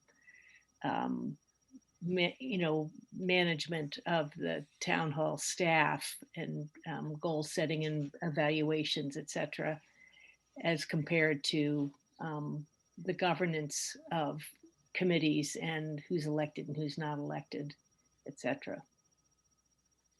Yeah, I mean, I'm with you, Barney. There's a wrinkle here, which is, I mean, again, Tim's gonna roll out in a few minutes, maybe a evaluation form, so that's fine. But the goals, the goals against which those employees are evaluated still now gets back to this issue of whether Tim sets the goals or whether, the various boards in some cases set the goals. And so I don't know exactly how to unwrap that. And if the best governance way is to say, you know what, it's not a select board issue, it's not a planning board. Wayne is a neutral guy. He serves the town. If the way to get to it is town meeting, and it's not that far away, then I'm more comfortable, I guess, in setting it up correctly and not having two different versions, because I just can't see getting to the HR piece without resolving this interboard issue.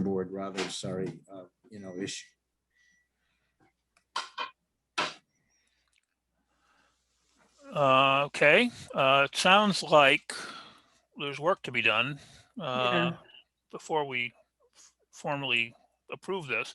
And given that we have 2 weeks, if this is going to go before town meeting, those questions need to be answered within the next 2 weeks.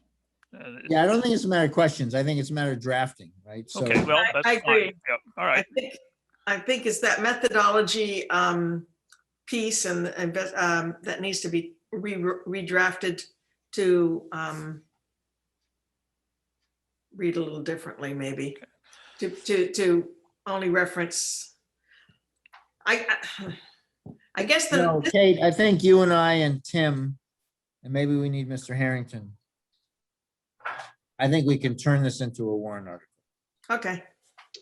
Very good. So you are now hereby charged to do that. Why don't we just do that? Yeah. All right. Good. Thank you very much. So we will Yeah, not Wayne, take any action on this tonight. Wayne wanted to add something. Yep. One thing I could add is that don't forget that the purpose of the warrant is to apprise the public of basically what the agenda topic is going to be. And so it is entirely possible, if someone were inclined to do drafting on the fly tonight, you could probably draft a 3-sentence warrant article that would be just fine for getting it on the warrant, and then have a lot more detail actually be in the motion. Yeah. So I think it is eminently reasonable to think that you can come up with a warrant article, and for a whole variety of reasons, I would caution you against going into, for the warrant article, going into nearly as much detail as in what Kate actually read earlier. So that will give you a little bit more time. There are some complicated questions or interrelationships about the mission and the deliverables and so forth. So you don't have to feel like you need to get all of those worked out in 2 weeks. You do need to get them worked out in time to have a clear motion at town meeting, though. Yeah. Right. Okay. Thank you. I think what you're saying, Wayne, is we can be spare in our drafting of the warrant article, but we have to prepare for the town meeting itself to present a more contextual something so that people Yes. understand. Yeah. Yeah. The warrant article will say, to set up a task force to recommend changes to town governance. That's the warrant article. Done. Yeah, and there will need to be some public education prior to town meeting, so they know what's going So, to happen. Yeah. so we'll work on the presentation aspect. I mean, that sounds like, Kate, you and Tim can probably just take what you said and make that an article, but we'll work on the presentation aspect over the next. Right. Okay, Okay, thank you very much.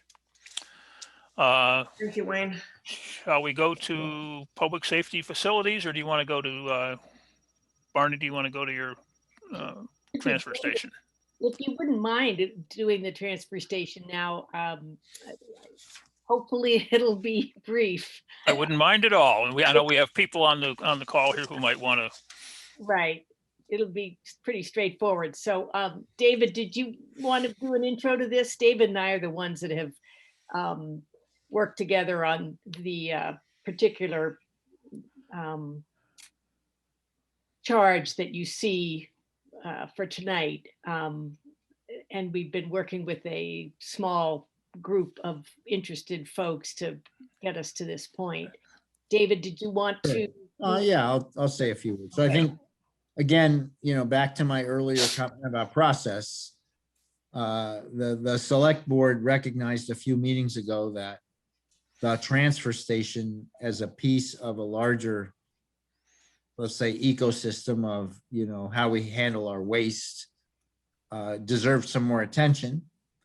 And so we convened a small informal group to kind of get that framed. And now here we are at a point where we believe a formal task force should be created. So I want to mention and thank Gary Davis in particular for his time, and very important to have him involved. So thank you, Gary. Barney, of course, Lana Zamaro, who I believe is on the call, and has done a lot of work in the recycling space. Rob Peary, same. Christine Lear, who's on the call. Tim, of course. Karen Panico, who I don't know if she's here I'll see her. tonight. Anyway, so everybody, was working pretty hard to gather data to allow us to get to the point where we're at. And I think then, Barney, you can go through the edited, I guess, or amended charge. And I mean, it'd be probably easier for the audience if we could share screen. If Yeah, somebody, Tim, are you able to do that? I can do that. I think I've got the current version. Yeah, the version 3. Let me find that. I have version 3 highlight with highlights on my Yep. screen, on Yep. my desktop open. So if you want, Oh, do you have it up, Kate? I already have mine up. So if you want to Okay. make me co-host, I I'll think you share my can go screen. ahead and, I think you should be able to go ahead and share it. And so what everybody's going to see is the draft charge that we put together just for the select board members. The packet included sort of version 2. And then this small group that David was describing met Monday morning. And there were a couple of key things we realized we wanted to modify or add. So the version that Kate's going to share has in yellow are the things that the small group added or changed. But this is it, this one pager. And the purpose is to recommend to the select board a comprehensive plan for changes to the town transfer station. And we came up with 4 objectives. One is to reduce the overall amount of solid waste that's collectively generated by households in town. And you all may have seen this over the years, but Carlisle, per population, has one of the highest percentages of solid waste among towns in Massachusetts. 2, and this is something we added from what was in the select board packet, is to bring Carlisle into compliance with all the applicable state laws regarding recycling. So it is actually a state law that every town and residents in a town are required to recycle. Number 3 is to reduce the cost of operating the transfer station. And 4 was to figure out create an equitable system for paying in proportion to the solid waste generation by each household. We can come back and talk about any one of these briefly if you want to, but and I just want to take a quick look at the issues to consider. These were things that you would probably expect, but it's trying to take a really comprehensive overall look at how the transfer station currently functions and what the needs are to make it meet those 4 objectives that are described above. And the timeline, the idea for this task force would be to develop the overall plan and submit that recommendations in the plan to the select board by the 4th quarter of this year. And that it should include multi-step and potentially multi-year outline of implementing changes so that you could consider doing something in phases. And then the second point under that is that meanwhile, though, during 2021, there could be some interim recommendations by this task force to the select board for things we could implement over the course of this year that would be beneficial to the operation of the transfer station. And then the last section is about the committee membership. We're recommending it should be 5 to 7 voting members, that there should be a select board member on it and at least 1 person representing the Carlisle Household Recycling Committee, and then 3 to 5 others. And the term for this particular task force would be through the completion of the charge, which is coming up with a comprehensive plan to present to the select board by the end of the year. And the town administrator would be a non-voting member. The head of the DPW would be a non-voting member. And then and then there would be 5 to 7 others that would be voting members. And then we just wanted to make it very clear that we would like there to be diverse points of view represented on the task force. Any questions or comments? I think this is a really, really needed task force and long overdue, and looking forward to seeing it get set up and running. I agree. I think it's well crafted. It's flexible, and it has a time frame with it, which I love. Yeah. And there is one thing, however, and that is, I hate to ask people to do a job and do work and then have them come and present their, thing, and it's not supported by the people that ask them to do the work. So I want us to kind of have a commitment that no matter how it turns out in certain respects, that we will, I don't know. I've been on committees where I've been asked to do something and then not felt that it was listened to. And so this is important that we make sure that we commit to these people that put the time and effort and sweat in this, that we will try to get some of their recommendations enacted. I think as long as we can agree on what the objectives are, we can do that Yeah. without difficulty. Because as long as the recommendations are aimed at the objectives, Yeah. we're home free. Yeah, so I assume everybody has been, checking out the stuff on City in the Woods. No, Oh, you haven't? Yeah, you're probably better off. This is a very, very, very divided topic in this town. I appreciate, the way this went together. I think it's important that, the focus, because one of the reasons the board didn't move on it the last time is the board was very divided, right, as what the best way to proceed is.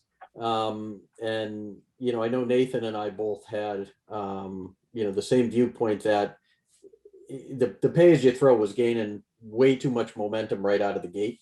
And as we can see from a lot of the town stuff, the town message boards and whatnot, and some of the letters we've received, pay as you throw isn't necessarily welcome by all.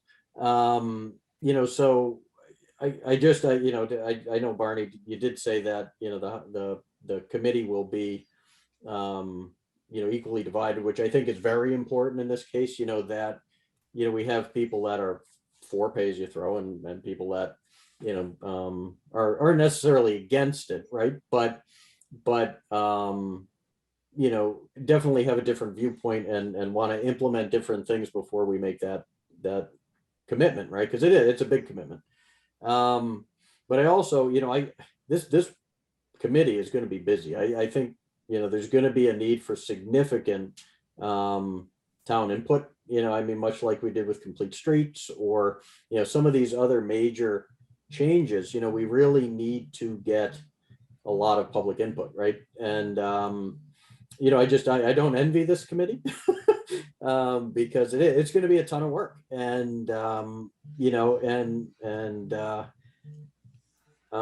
only other piece that, sorry, my phone's ringing. The only other piece is that, if Gary, because he does tend to be involved in all of these things, maybe Gary or an appointee, if he's got like a deputy chief or somebody else that knows the inner workings of the DPW and the transfer station, maybe just leave it flexible enough for that.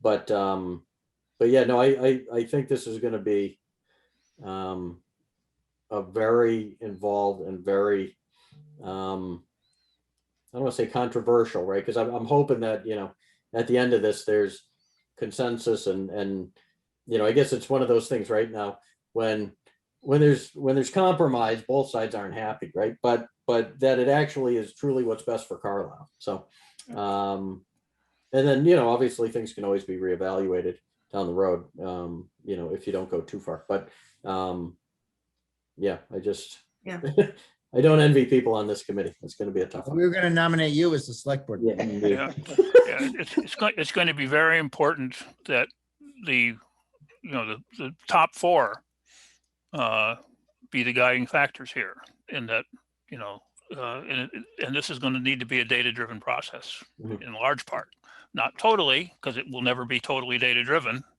but it is something that we have to look. I mean, if we are committed to those top four purposes, then the goal is straightforward.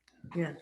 I just have to say, I have a house in another town that does have pay as you throw, and some of the letters I've received and some of the things that I've heard are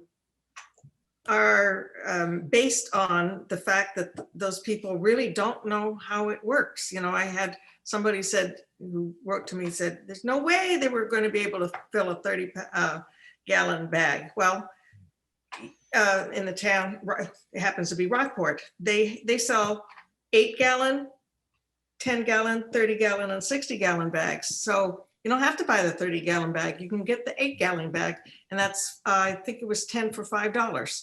So it's 50 cents, for that bag. So if you don't throw a lot away, you're not going to be forced to throw. So I think to synthesize the last three comments, Luke, Alan, and Kate.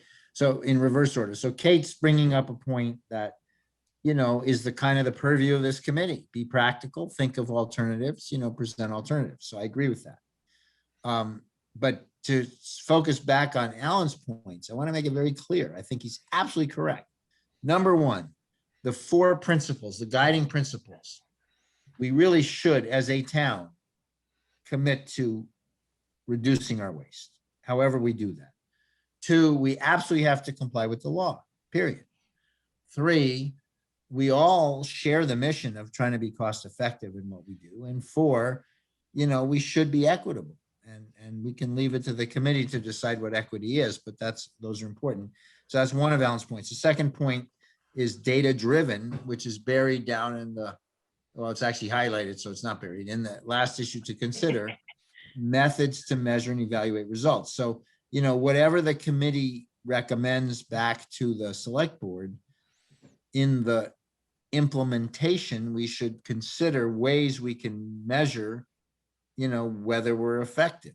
And it's pretty easy, basically, because, there's a metric point every week when Gary and his guys send those roll-offs over to wherever they go, and how much are they charged? Are they charged a lot of money? Are they charged a little money? Or are they actually given money, right? I mean, it's pretty easy to figure that out. So that's that point. And then finally, I would say, and I think maybe Luke mentioned it, in this, charge, there's low hanging fruit and there's hard to reach fruit, right? So pay T, yes, pay T has, a lot of emotions. Maybe that's a little bit of a stretch to pick that fruit. But cleaning up the transfer station, making signage clearer, looking at the traffic flow, blah, blah, blah, a bunch of things that are sort of encapsulated in the first bullet. Those are easy and we ought to do them. We just ought to do them. So I think, again, I don't want to prescribe the mission of the committee, but I think from the comments, you have the context and we ought to be able to get a committed group together and come back with recommendations and deliberate and discuss and let City in the Woods rant and rave and everything else, and then come up with a good solution, so I'm actually very encouraged by this. Yeah, good. I wonder, Alan, if you would be okay with if any one of the other members of the working group that have been on the call, if anybody has a new comment that they want to make briefly. I mean, I know we're running late. That's all right. It's the least we can do for the amount of work that they put in on these things. So I don't know, Christine, if you or Christine's raising her hand. Yeah. Go ahead, Christine. Thank you, Alan. I think that I just want to reinforce Kate's point that there's no doubt, as Luke was saying, that there's a lot of differing opinions on this. I think a lot of it is based in the fact that they don't know all the pieces yet. But the fact of the matter is we have got to stop being one of the worst towns in Massachusetts for recycling and be better stewards of the earth, generally speaking. And so we're going to need the support of the select board. We're going to, because some people are not going to like this, but we don't have to like it to do it. I think that we just need to make sure that we look at it with as broad a perspective as we can, with the goals in mind, and just make sure that we can make the transfer station what it actually should be. But we're going to need your support to do that. That's it. Anybody else on the working group who wishes to make comments? Hearing none. Barney, would you like a motion to create this task force? yes, please. Okay. Will I make it or do you want I think that would be a wonderful idea. Okay. I move that the select board authorize the creation of the transfer station task force with the charge as submitted this evening. I'll Do I have second I have a motion and a second. Any further discussion? Hearing none. Roll call vote. Arnold, I. Oscar Lilloye. Lewis, I. Modell, I. Reed, aye. Thank you very much. And just one quick process question, Alan. So does it make sense then to, we could put something in the mosquito to see if anybody wants to come forward? I know there are already some members of the working group that would like to participate. Could we consider then on the next select board agenda that we, assuming we have, people have submitted letters of interest, that we could consider appointing some members to the task force? Yes, we will put that on the next agenda because we'll have that in a couple of instances probably. We need to populate the committees for the task force, whatever they are. Great, thank you. Thank you. All right. The next item to be considered is the proposal to establish a public safety facilities committee. And I don't know. I guess I could put my screen up if you want. I have Maybe. yours. Yeah, which one do you But want? The one as of this afternoon or this morning, whenever I sent it out. Okay. The one that says facilities committee instead of building committee. Got it. I got it. Hang on, I gotta go share screen. And I know, David, you had suggested some edits, and I think many of the things you suggested were actually contained in this. I got it. Unfortunately, somehow my email was corrupted in the original, so I apologize. I didn't get it. No problem. Okay. Anyway, this is it. The purpose of the public safety, as everybody knows, our public safety facilities have been in our discussions for several years. Most people also agree that they need significant investment. Certainly, the police station has been out of code for many, many years. The needs for modernization, for improvements are well known. We authorized money a year ago to do something about it, but the costs came in at significantly more than we authorized, so we didn't actually do that. These problems are not going away. And so some time ago, the principals recommended that we form a public safety building committee. And actually originally that came in as a joint building. That's being reconsidered, but the point now is to move forward and begin to address these issues, which are not going to go away, which are potentially have large consequences in terms of the town budget, in terms of debt, in terms of lots of things, in terms of what other kinds of considerations we can have in the future. So we've got to get started on this. The guiding principle here is to create a committee or task force, whatever you want to call it, that has a lot of flexibility to it, that looks at all the options available to us, looks at what the cost might be, looks as to where, if you do build something, where do you build it? What do you do with the buildings that may be left vacant if you move facilities to somewhere else? All these kind of things need to be considered. And they need to be considered in concert with a couple of other planning processes which have been going on in the town, such as the Master Planning Committee, the Municipal Facilities Committee. So there's a lot of things that are going here. And it has been suggested at one point that maybe this shouldn't even exist until master plan is completed. Well, we kind of feel that this is something that could go on in a parallel fashion, that is important enough that it begin to move forward. Certainly it can't be done in a silo, but there are issues specific to these particular services and facilities that are specific enough that they require expertise and a focus that probably can't be done on some of these other committees. So we are proposing this evening that we create a public safety facility committee to assess the needs and potential solutions that address the provision of facilities to house and operate the public safety organizations in the town of Carlisle. Those include what are the advantages and disadvantages of building new versus renovating the existing structures. If building new, what are the advantages and or disadvantages of a combined facility versus separate facilities? If building new, what are the potential uses, if any, of the existing structures? What are the estimated costs and tax implications? Obviously, those are just two sides of the same question. What are the space requirements?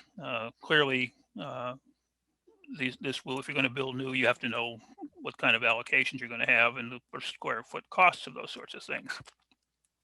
What sites are potentially available?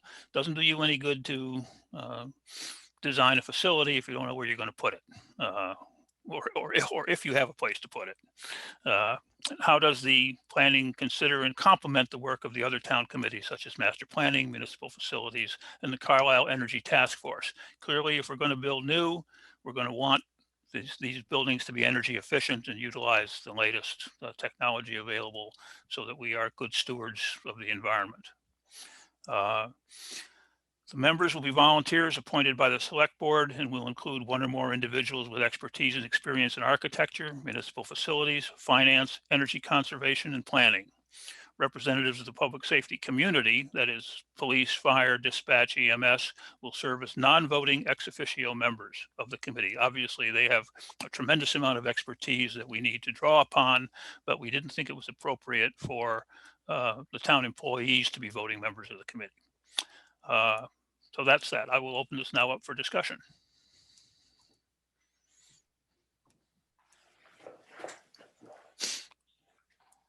None? No, Nobody just wants to go first. So whoever wants to. I'll go first. Yep. So I think I like it. I think it's very well written. I thank you, Alan, for pulling that together. I want to make the point that the committee, and I think the spirit is captured in the words that Alan read, that it's an analysis of alternatives, right? There seems to be, there was a point in time, and it goes back probably to the TBA report in 2016, where a number of things were laid out, and then there was a municipal facilities committee, there's evaluation, and somehow we kind of got onto this track of a standalone facility, which may end up being the right answer, but it is not the answer today. It's not clear that that's the answer today. So, I like the fact that the spirit here is really about analysis of alternatives. We have 2 buildings. They're outdated. They have problems. We know all that, but they exist. And as Alan pointed out, the 3rd building that we would create, we don't even own the land that it could go on. So the spirit of it needs to be, let's look at the whole picture, and let's look at what we have and what it takes to fix what we have, and whether that's good or bad as compared with, building a new building. So that's point 1. Point 2 is, even if we end up building a new building, it will take a long time to get all that marshaled. And so we still will have the issue of how do we limp along with what we have? And maybe we'd more than limp along. Maybe we fix it enough so it's really pretty functional for, a decade, let's say. And then 3, if we're really committed to a new building, it's back to the discussion we had last meeting, I think it was last meeting, about whether, okay, you're going to build a new building. Now you got to really open up the frame to say, if we're building a new building, what other things do we need to put in the building? So, I think everything's sort of captured in the spirit of the words that are on the page here. I'm just emphasizing that point. I think that's kind of the subtextual charge to the task. And I would say that I would call it a task force because we're calling these other groups task forces. Thank you. Yeah, I like task force too, if only because task force go away when they're done and committees often don't. Yeah. Go ahead, Kate. I agree with everything that David said. The only thing that I feel is missing in here is then the directive. Let me see. To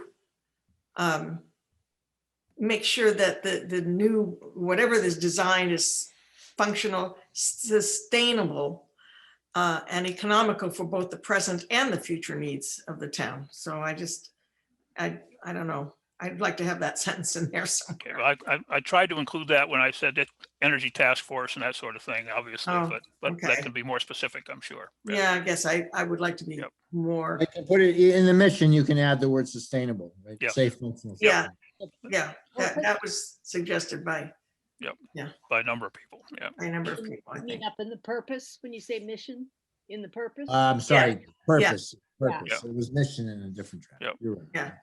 Mission was in my version. Yeah, so, yeah, I would definitely second that we should have something in there about both environmental as well as financial sustainability. Yep.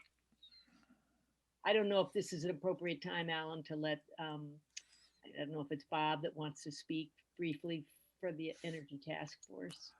He certainly can. Bob, do you want to make comments? Yes, thank you very much for being recognized. I do want to say that I'll make a brief statement, but it's not been voted on by the Energy Task Force. So at this point, it should be considered an individual statement. But with that caveat, first, thank you for including environmental sustainability as a strategic driver in the Select Board's fiscal 2021 goals document. Second, to minimize the cost of decarbonization, planning for a high energy efficiency building must begin at the earliest stages of project planning.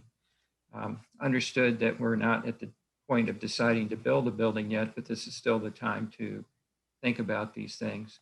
The highest energy performance cannot be achieved as an afterthought by applying technology fixes to a conventionally designed building. Efficient and creative space planning, potentially including solar optimized siting combined with appropriate budgeting for experienced design and engineering consultants is essential to ensuring the building will be environmentally sustainable and support the state's goals to decarbonize. The select board can encourage environmentally sustainable design by including a charge in the committee's charter to prioritize the highest levels of energy performance when evaluating new building options, and to leverage the expertise and experience of the Energy Task Force to support the committee's efforts. And if you want, I could suggest some minor wording changes to this document that would embody those sentiments. Certainly. Thank you. So, Other discussion? All right, then if I could have a motion to establish this task force. I move that we establish a task force. to- David, wait, before, okay, Okay. I guess we'll do that discussion. Go ahead. David would like to say something. Okay. Go for it, Dave. Oh, that David. Not David Modell. David One Friedman. thing that is not in this is a timetable. And given that I think Dave Modell used the term limp along, but you know, it's been established since the TBA report in 2017 that these buildings are not appropriate for the tasks that have been going on for those 4 years and for however long this committee takes. And I think it would be good if there was a timetable on this so that the goal would be to at least have a decision about what renovations are going to be done to the 2 existing facilities by next annual town meeting, even if a decision Who is is made this? to consider. And under what authority are you talking? Who is this? I'm sorry, you're out of order. The David Friedman is out of order. Could you Who please mute, invited could you him? please mute the person who is out of order? Fine. Go ahead, Mr. Friedman. Anyways, I just think that it's very important that that there be a timetable. And what I was going to say at the end was just that as Dave Modell sort of, you know, almost got to, you could decide to build a new building and it might take 10 years to do it. And in the meantime, you know, these structures can't wait. And I think that by next town meeting, it's really important that a decision is made to do something so that they don't continue in the state they're in and asking our public safety facility people to work in those. Anyway, that's my thought, is to try to get a timetable in here. Okay, I certainly agree that a timetable is there. I think I would put it in terms of interim reports to the select board. We don't know how long this will take. And obviously, we should also put this in context, as we know there's an RFP out to have a consultant for looking at the conceptual spaces that such building might entail. That is not a building design. That is a operating program, and so that will be coming up very quickly. The fact there will be a warrant article on that for town meeting. But I certainly would favor such things as quarterly reports. That way we can look at what kind of progress is being made, look at any changes that have to be made, and go forward from there. I'm not sure. I just don't know how quickly some of this can be done. But ask for a report by next town meeting might be unrealistic, but hopefully not. I think, you know, Yeah. you bring up a good point, both of you, and I think Mr. Lavery, if he calms down, he can raise his hand again and we can maybe recognize him. But the fact, I mean, it's a question, right? Because we do have this maybe warrant article at town meeting to see if we'll authorize funding for consultants. So a question I want to pose to this group is, as I said earlier, the mission to me is analysis of alternatives. So one alternative is fix what you got. And we have a fair amount of data on that already from the TBA report and the quote that Chief Fisher got, I guess maybe last year on the police station side. There's not a comparable quantified estimate for a public safety building, a standalone, I should say, but Mr. Lavery has pointed out in the past, and he's not wrong here, that we could go to comparable towns and look at what standalone public safety buildings cost and get a reasonable approximation for $0 and at least allow the committee to start weighing those things before we spent whatever, Tim's RFP results in. So, I mean, that's a question I want to ask our guys here because it's going to come up quickly. And I don't want to shortcut the, tools for the task force, but I think it's important that we understand, we get a consensus on ourselves as to whether we really want to spend that consultant money, we want to even suggest to spend it at town meeting, or now we're letting the committee sort of charge off and let them sort of weigh that and come back to us if they feel they need a consultant. Yeah, I guess my only concern with that, David, is that if we don't authorize at least the funding at town meeting, it may be a year before we can do it again. We don't have to spend it. That's All we right. have to do is Well, it authorize won't be a year because I'm sure we'll have a fall town meeting. I think we're in the world of 2 town meetings, but you make a good point. The counterbalancing point is, I've heard from some people, by the fact that you're authorizing that, you're beginning to go down the slippery slope of a town building as opposed to fix what you got. I don't happen to agree with that sentiment. I think you can gather data and not, make a pre-decision. But I mean, and I also think the establishment of this committee does not suddenly invalidate the Municipal Facilities Committee, who already has a charge for that. Well, that's another issue, which again, Mr. Lavery probably wants to raise, which is under whose purview. And I guess, I've heard all the sides of that. I think maybe Tim Goddard wants to weigh in on that. But I believe a new building and a new commission is the purview of the select board. Tim, do you have any clarifying comments on that? I don't know if it's clarifying or not. Certainly the select board would have authority in that regard. A close reading of the facility committee's charge gives them some authority as well. So it's a little murky, I would say. Well, if it's murky, we can't then vote it right now. But I mean, I guess, Mr. Lavery, if you feel you can, speak in a calm manner, I would request that that Tim unmute you and allow you to speak. Because I know you have a point of view on it. Yeah, I would. I'm sorry, am I muted? No, you're unmuted. Go ahead. I am leaving this to the Slack committee at this point. Okay. So I would like to just say something about this public safety facilities task force that we're talking about.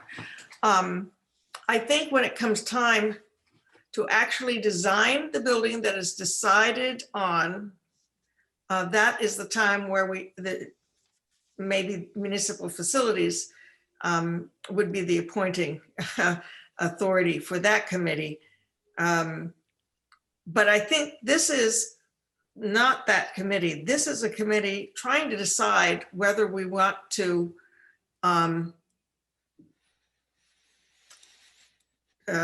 go ahead, what we want in terms of facilities for the town. So I don't know. And it's not mutually, on the membership, it does have municipal facilities members, Yeah, it's not a question of who participates. It's more who directs, right? So, I understand, but this is not directing a design. This is getting information about what we need.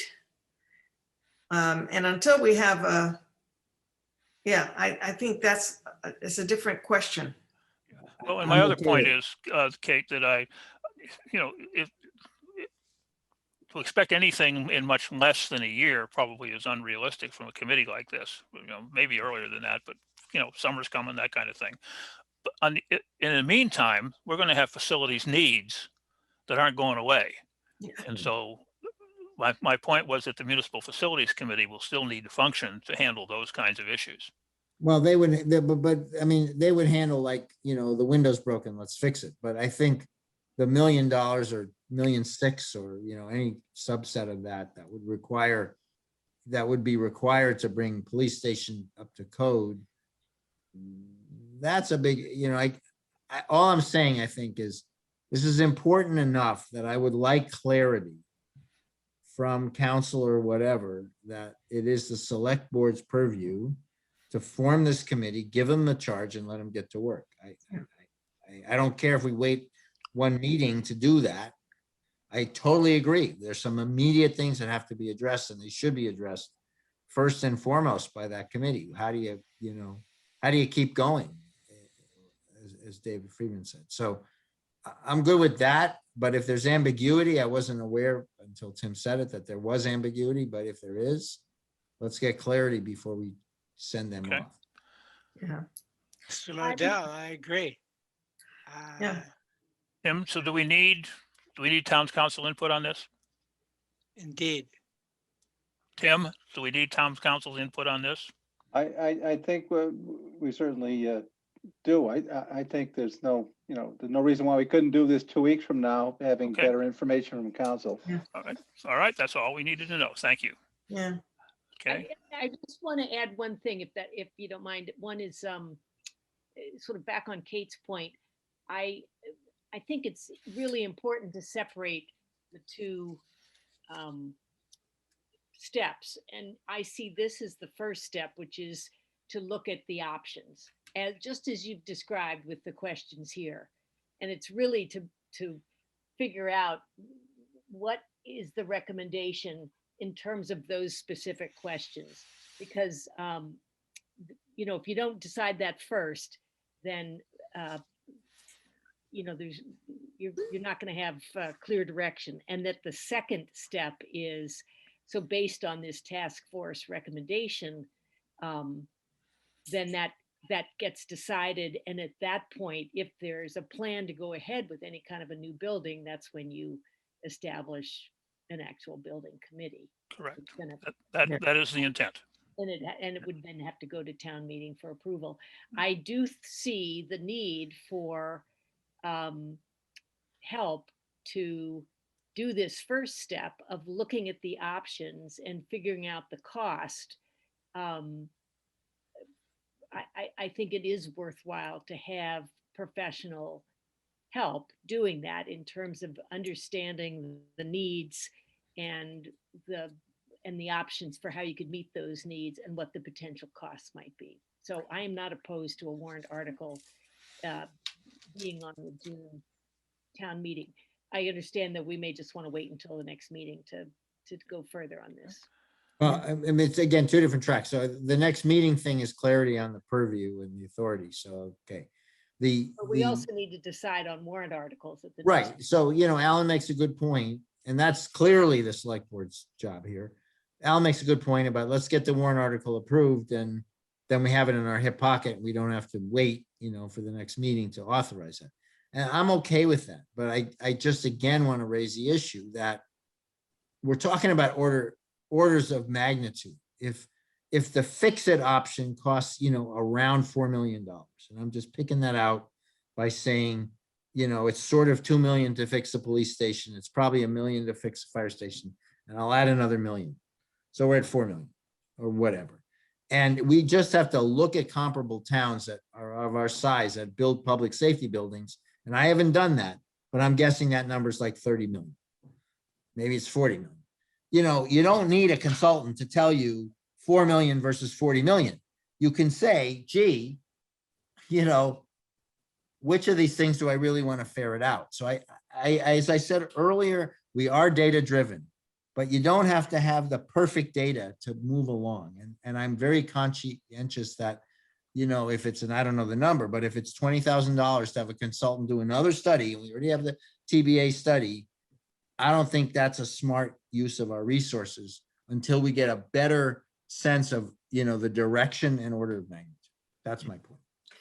I just want to say one last thing about the police department.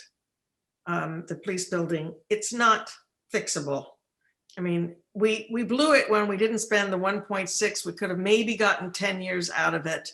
But at this point, I think whatever what we did and will not end up as abandoned costs because we quit so early. But honestly, we twisted ourselves into a pretzel to get that project. And now things are 3 times more expensive than they were when we bid that one out. So that would be, putting 2 million to that building now would be indeed wasted money. But isn't that really why we have a committee, Kate? Yeah, I know, but I'm just telling you, I have a lot of experience with that And building. indeed, Kate, that's an opinion. I'm, John, Yes. Kate, I'm a love it. select board member and I get to express my opinions about these. So do I. Okay. Okay, I suggest we table this till the next meeting. Can I actually just Go make ahead, a- Luke. Oh, thank you. Yeah, so, I think council's gonna come back with, we're the select board, the facilities committee works under the direction of us.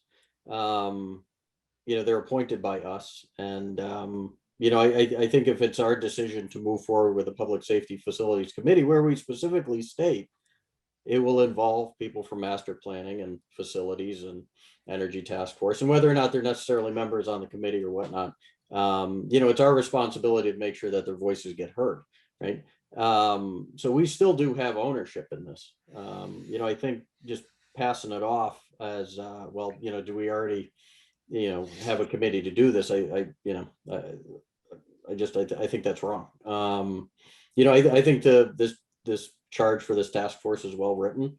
And I'm again concerned because, based on emails that we've seen and just things going back and forth that unfortunately, if groups don't work together, this is not going to move forward and it needs to progress. So, I'm fine waiting on council's feedback, but they're a subcommittee to us.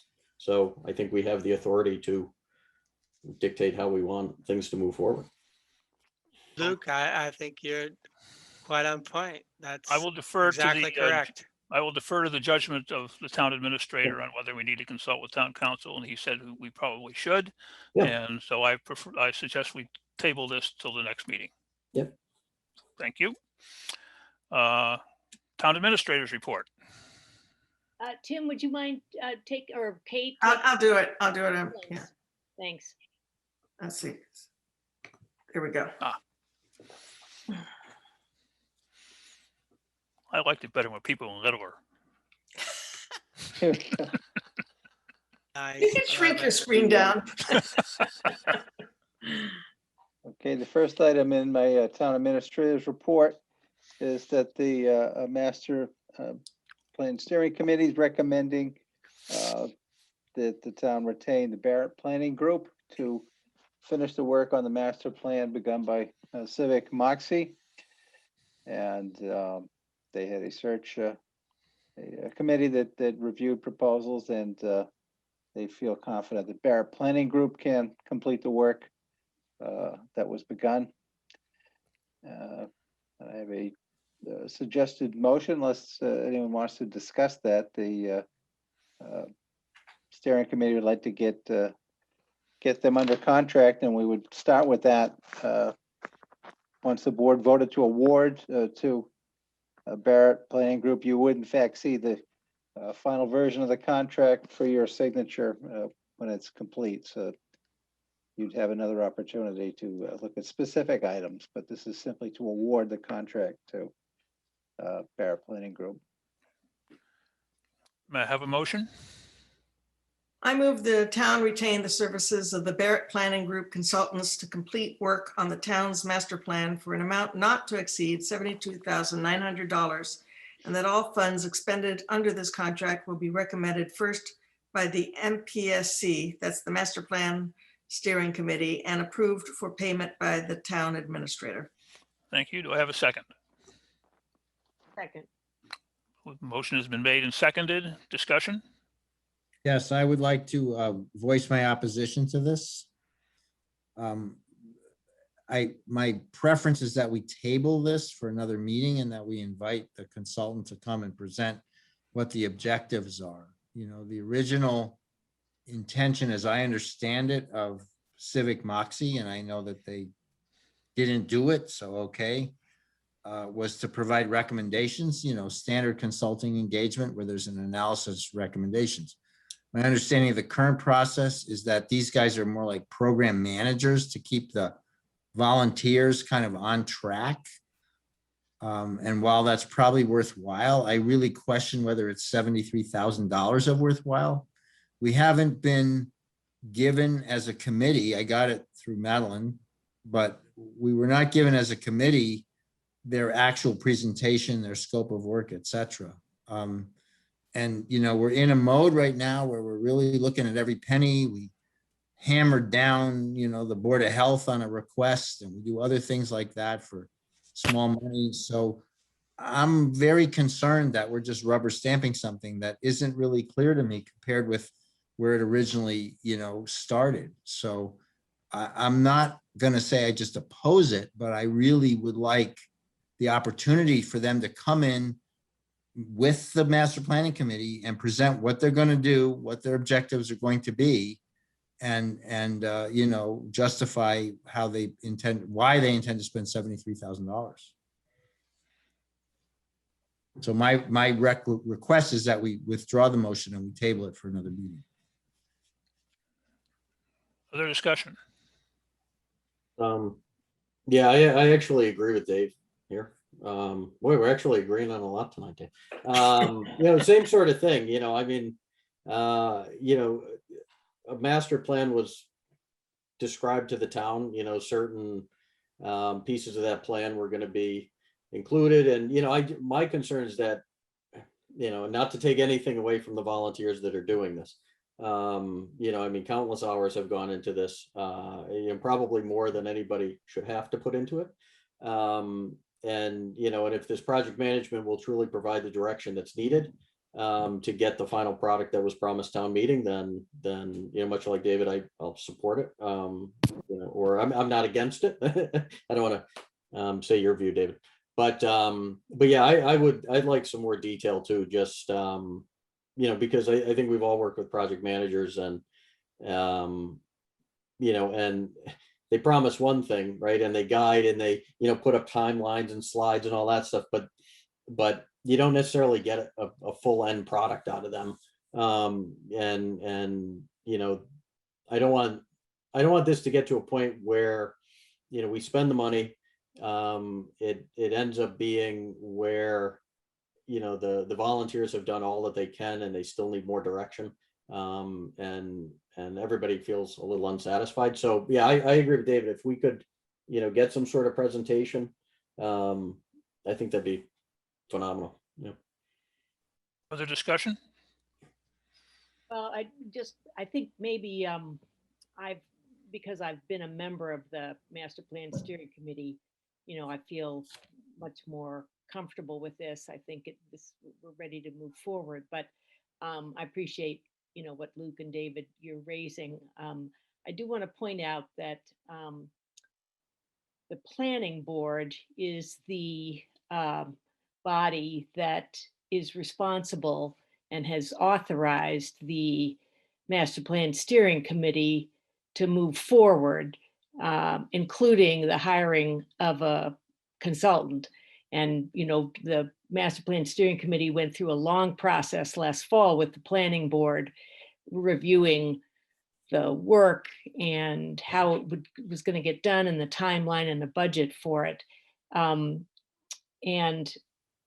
the Master Plan Steering Committee has, you know, got a very clear kind of timeline and work plan for what needs to be done, and is very clear about the need for a consultant, project manager / planner to help make the master plan actually come to fruition.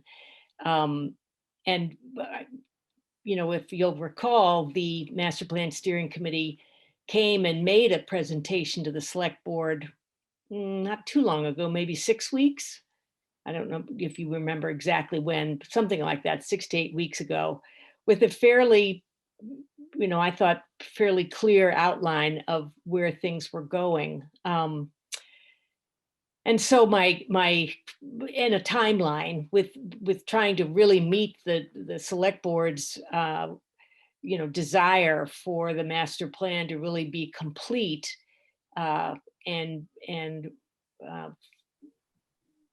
ready to be discussed and approved by different boards by next fall, or at least by this fall. Wow, that's right. It's this year. By this fall, the end of this year, with the idea that then there could be thorough discussion and decisions made about what might need to go on a spring 2022 town meeting. And so I know we're just talking about 2 weeks, but it's been delayed for a while now, making this last step happen. So I would just urge that I guess I would like, what my preference would be to actually vote on this tonight, because this is, it's been fully vetted, I believe. And so it's coming to the select board because it's over $50,000, but so I think we would have arranged, frankly, if we'd known what what the select board response might be, that we would have had the presentation tonight, just to move this along. But I don't think Jack Trost thought, who's the chair of the master plan steering committee, we in terms of discussion with Tim, we felt this was more a final step in being able to go forward with a contract. So that's not my point of view. Anyone else? Okay. I would like to respond to Barney. So first of all, it comes to us for a reason. The reason is it's over 50 days. So there is a process, and we are a step in the process. And so we're exercising our authority, in that regard. And if people didn't feel that a presentation was justified, I believe that was poor judgment. And so 2 weeks, okay, 2 weeks, you give a presentation. I don't, this thing's been delayed before, and to delay it another couple of weeks is not relevant to me. I am very concerned. I have to say very concerned that we are rubber stamping something that's quite expensive when we're just chiseling other departments down on needed things. It's just not equitable. And, we can argue about the money was already prearranged and the planning board, this and that, but we are the end, right? The select board is here and authorize, evaluating expenditures for a reason, because at the end of the day, it's our responsibility to present a scrub budget to the town. And it just doesn't feel right to me that we are just doing this. And okay, maybe we were wrong in not being engaged, but it's more for those other boards to come to us to present their needs than it is for us to go ferret out what their needs are. So I'm pretty serious that this should not be just progressed for the reasons of timeline. And I'm not suggesting that. I think maybe there was some, probably miscommunication a little bit about the role of the planning board and then the authority they were giving to the master plan steering committee. I do want to just clarify for the record, though, that we are not talking about additional money going into the proposed budget for 2022. This is not an addition to that budget. The money for the master plan, I know you referenced this, but I just want to be clear for the minutes and those listening that this is the balance or some of the remaining money from what was authorized by town meeting 2 years ago. So unexpended authorizations go back to free cash. And free cash can be used discretionarily. So I think that's technicality that while it's valid that, was authorized, and I accept that, saving money is also valid and allows it to be repurposed in some other form down the road. Cash is cash. Well, we could have that discussion offline, David. We certainly can, but I just. Yeah. Other comments?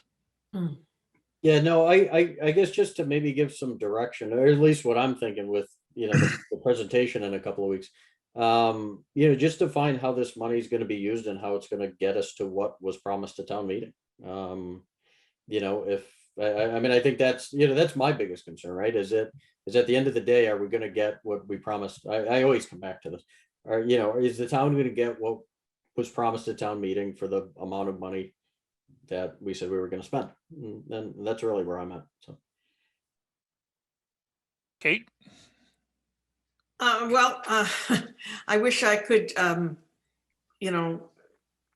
defend this motion.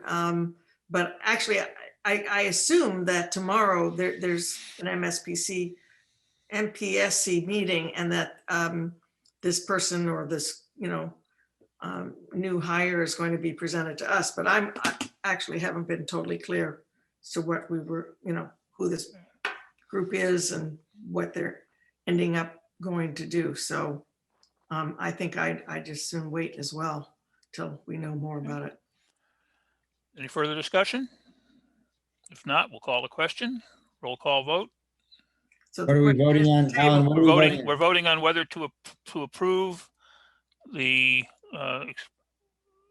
authorization for the master plan to contract with the Barrett Group for an amount not to exceed $72,900. Would you entertain a separate motion to table it first? Because it's voting no is one thing. We're not saying voting no. We're asking to table. Table. Well, we can table. That's table. A motion to table is always in order. I would like to make a motion to table the previous motion. Thank you. Is there a second? second, Okay. That's not debatable. All in favor? Roll call vote. I will agree with the group that we should have a presentation 2 weeks from now. Okay. So Arnold, I. Oskalilowai. Lewis, I. Modell, aye. Reed, aye. Thank you. Thank you. Tim?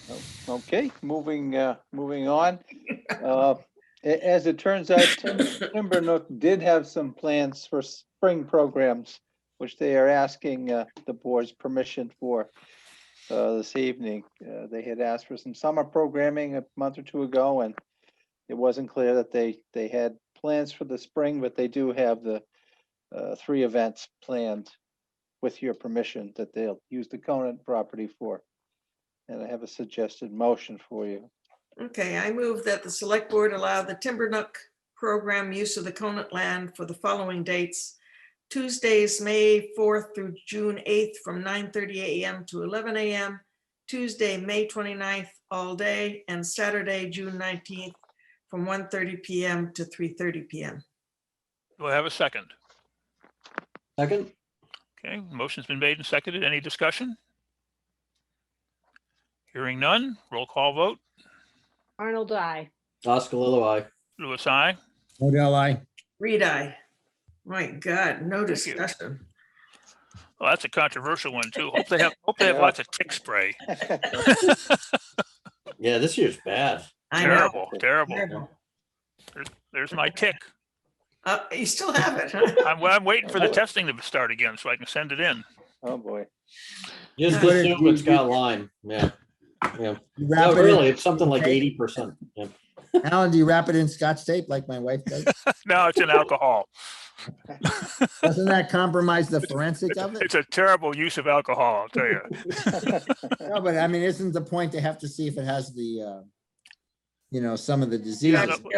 This is what they recommend you send it in as. Yeah. Oh, okay. Yeah. Okay, let's let Tim get on with his Yes, report. please. It's getting late. Okay, moving on. Also attached to my report, you'll see the new performance evaluation form that I developed with Kate, Barney, and Mark Way. We're going to have training next week with Mark and the department heads on the use of the new evaluation form. We've also scheduled training for staff members in addition to department heads. Because sometimes, believe it or not, the information doesn't filter down from department heads to all of the employees sometimes. So we decided everyone is going to be trained on the new performance evaluation form. And once that training takes place over the next 2 to 3 weeks, we're going to begin the goal setting process for FY22 in earnest, which will be completed during the month of May for the beginning of the fiscal year. So there is movement in the personnel function going forward. And I don't know if anyone has any specific questions on that, or might not be the time to dig into the details of that, but it took us several meetings to craft this form, and we think it will be an improvement certainly over the well. We hadn't been doing much of a process in recent years, so it'll be a vast improvement in that regard. But so far, the department heads have had it for a few weeks, and I think it's been remarkably well received. No one likes being evaluated, but people appreciate a process, I think, and some order and some equity. So I just wanted to add that we tried to make this kind of less daunting. If you'll notice that the title is Shared Goals, Shared Excellence. We tried to make it a process that possibly even people might look forward to, and a vehicle to give positive feedback and although I'm sorry, it's late and I can't find the word, encouragement to do their jobs, and that meeting expectations is actually a very good, a 3 is a very good grade. And then it goes, up. We were talking about not having grade inflation. Not everybody's going to be a 5. The goal is 3 with a few 4s and 5s. Well, I think this is a major step forward for our town, and congratulations on putting this together. It's been a long time coming, and it's going to be, I think, it'll be very well received. Yeah, the only other thing I want to say, we hope it'll be used in all departments except for police, who have their own, and fire, who have the different sort of goals. And not in the school as well. Well, obviously, yeah. This is just for town hall. And select board. And select board. Well, we're part of town hall. Right. Just kidding. We get to do 360 reviews. We That's review right. each other. Yeah. Yeah.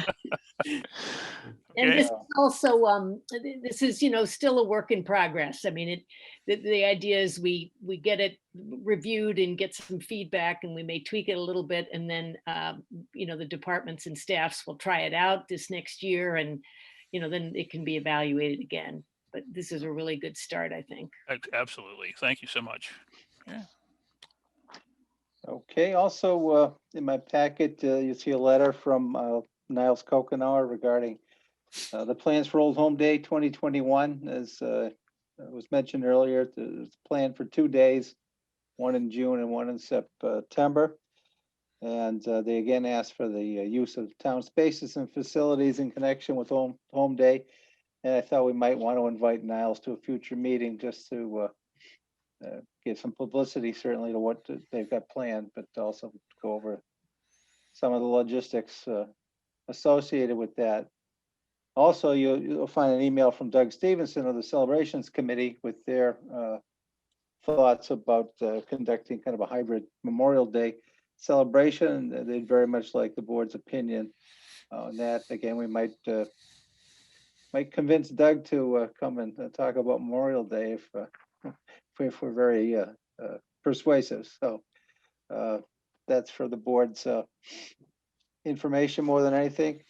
And not in the report, but I did want to note, I sent you an email earlier today. The board, as a procedural matter, has to refer the draft marijuana bylaw to the planning board for a public hearing, even though it's the planning board's own bylaw. But it can't go before town meeting without that procedural step from chapter 48, section 5. So if the board would vote to refer that to the planning board, then we've done our duty as far as that warrant article is concerned. I have a motion to that effect. I move that the select board, is it, what's the terminology you want, Tim? Refer to the planning board for public hearing. Refer to the planning- Refer to the planning board. Not to be blunt about it. Oh, it is getting late.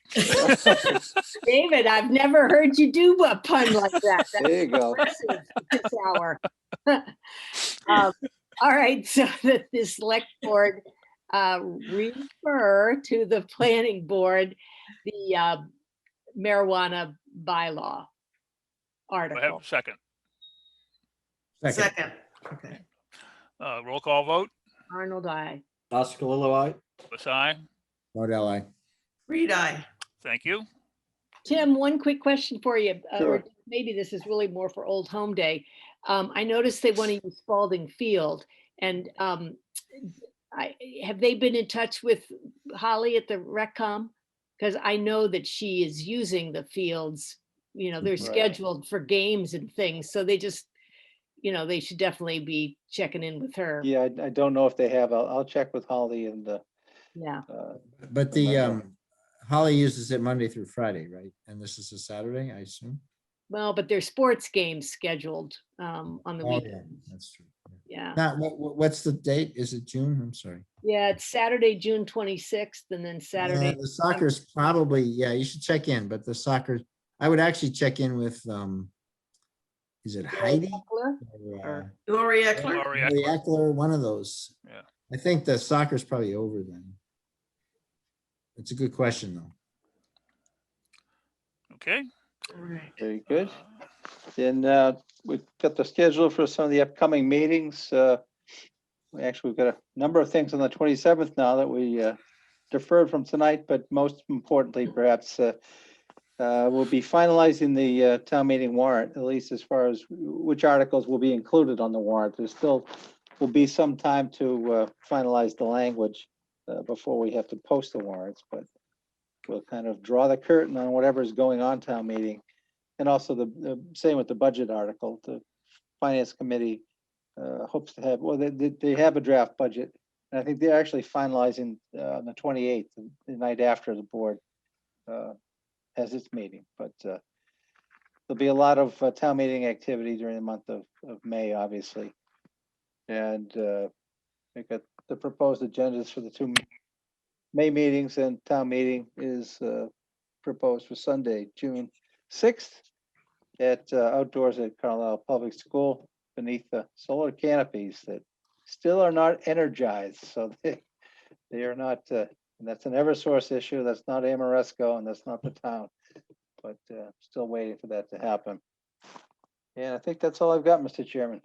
Thank you very much, Mr. Town Administrator. Mr. Goddard, is the Yes. 27th meeting a joint, at least part of it with FinCom? I will No. check with Jim. I don't believe they're planning on coming for that, but I mean, I think it makes sense. It are makes we sense. finalizing the budget then? No, they want finalizing the budget for the night after. It's the night 28th. after, not the night before. I thought it was the 26th. No, Yeah. 28th. It is, okay. How does that work? How are we approving it before they And we finalize? just approved that it goes on with that the budget will be. Just approving that you'll have a budget article on the Yeah. warrant. The numbers Oh, don't have okay, to be right. final. Then maybe it's the May 11th. I mean, it seems to me we ought to, somewhere in there, we ought to have a joint meeting just to recap. I do Okay. want to raise one other thing about warrant articles. I have been getting a few emails from folks and a call about the bow hunting on town-owned land. And it's on that list of possible warrant articles. And I know that, Alan had raised the question of whether it should be a ballot vote instead. I just want to nudge us that we do have to make a decision at the next meeting about how we're going to handle this. Yep. And I don't know if any of you have read the OSNR report, the draft, but it does make a very clear presentation of the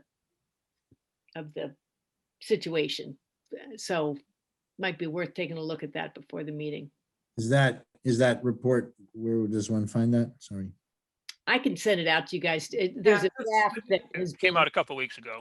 yeah, Alright, but yeah. if you want, or Tim, you probably have it, right? Yeah, just. Yes, yep. Well, then we should put it on the agenda. I was gonna say, Barney, some people will do anything to get a quorum at town meeting. Yeah. I almost raised it earlier with you guys, and then I thought, no, I'm not going there. Yeah, okay. Oh, I was going to suggest that we put people on the controversial committees, just choose them from the deer committee. And the dog committee and anything else that was controversial. All right, let's get serious again. Do we have- Okay, The review the town warrants. Barney, thank you very much again for yes. taking care of that for us. Any I'm- questions on those? Okay. Meeting minutes. I move the select board vote to approve the minutes of Tuesday, March 9th, 2021 as presented. Do I have a second? Second. Any corrections, addendums? No, I thought, there was something that I wasn't sure whether it was COLA or COIA, and I decided, let it go. Anybody's reading it. Well, she actually clarified. I'm glad that Jen, and thank you, Jen. I know she's doing it remotely, but thank you. We missed you. Yes. Yes, we did. Yeah, we're so glad to have you back. Glad to have you back. But she did clarify it because it was pointed out to me that I had made a misstep and in linking performance review, performance merit increases, I should say, with COLAs, and they're not the same. And I think the way she wrote it is clearer. So thank you. All right, we have a motion to approve. Roll call vote. Arnold, I. Oscar Lilloye. Louis, I. Morelli. Reed, I. Thank you. That's May I have a motion to adjourn? So moved. Second. All those in favor? Roll Aye. call vote. Arnold, I. Oscar Lilloye. Louis, I. Morelli. Reed, I. Thank you very much. You'll be pleased to know we did not set a new record tonight for a short meeting. Yeah, no, we did, because David made a pun. Mind you, it was only a teen pun. It wasn't fully grown. Oh, geez. Good night, everybody. Right. Thank you all. Thank you all. Thank Thank you, Mary you. Lynn. Thank you, John. Thank you, Jen. Thank you, Jeannie. Bye.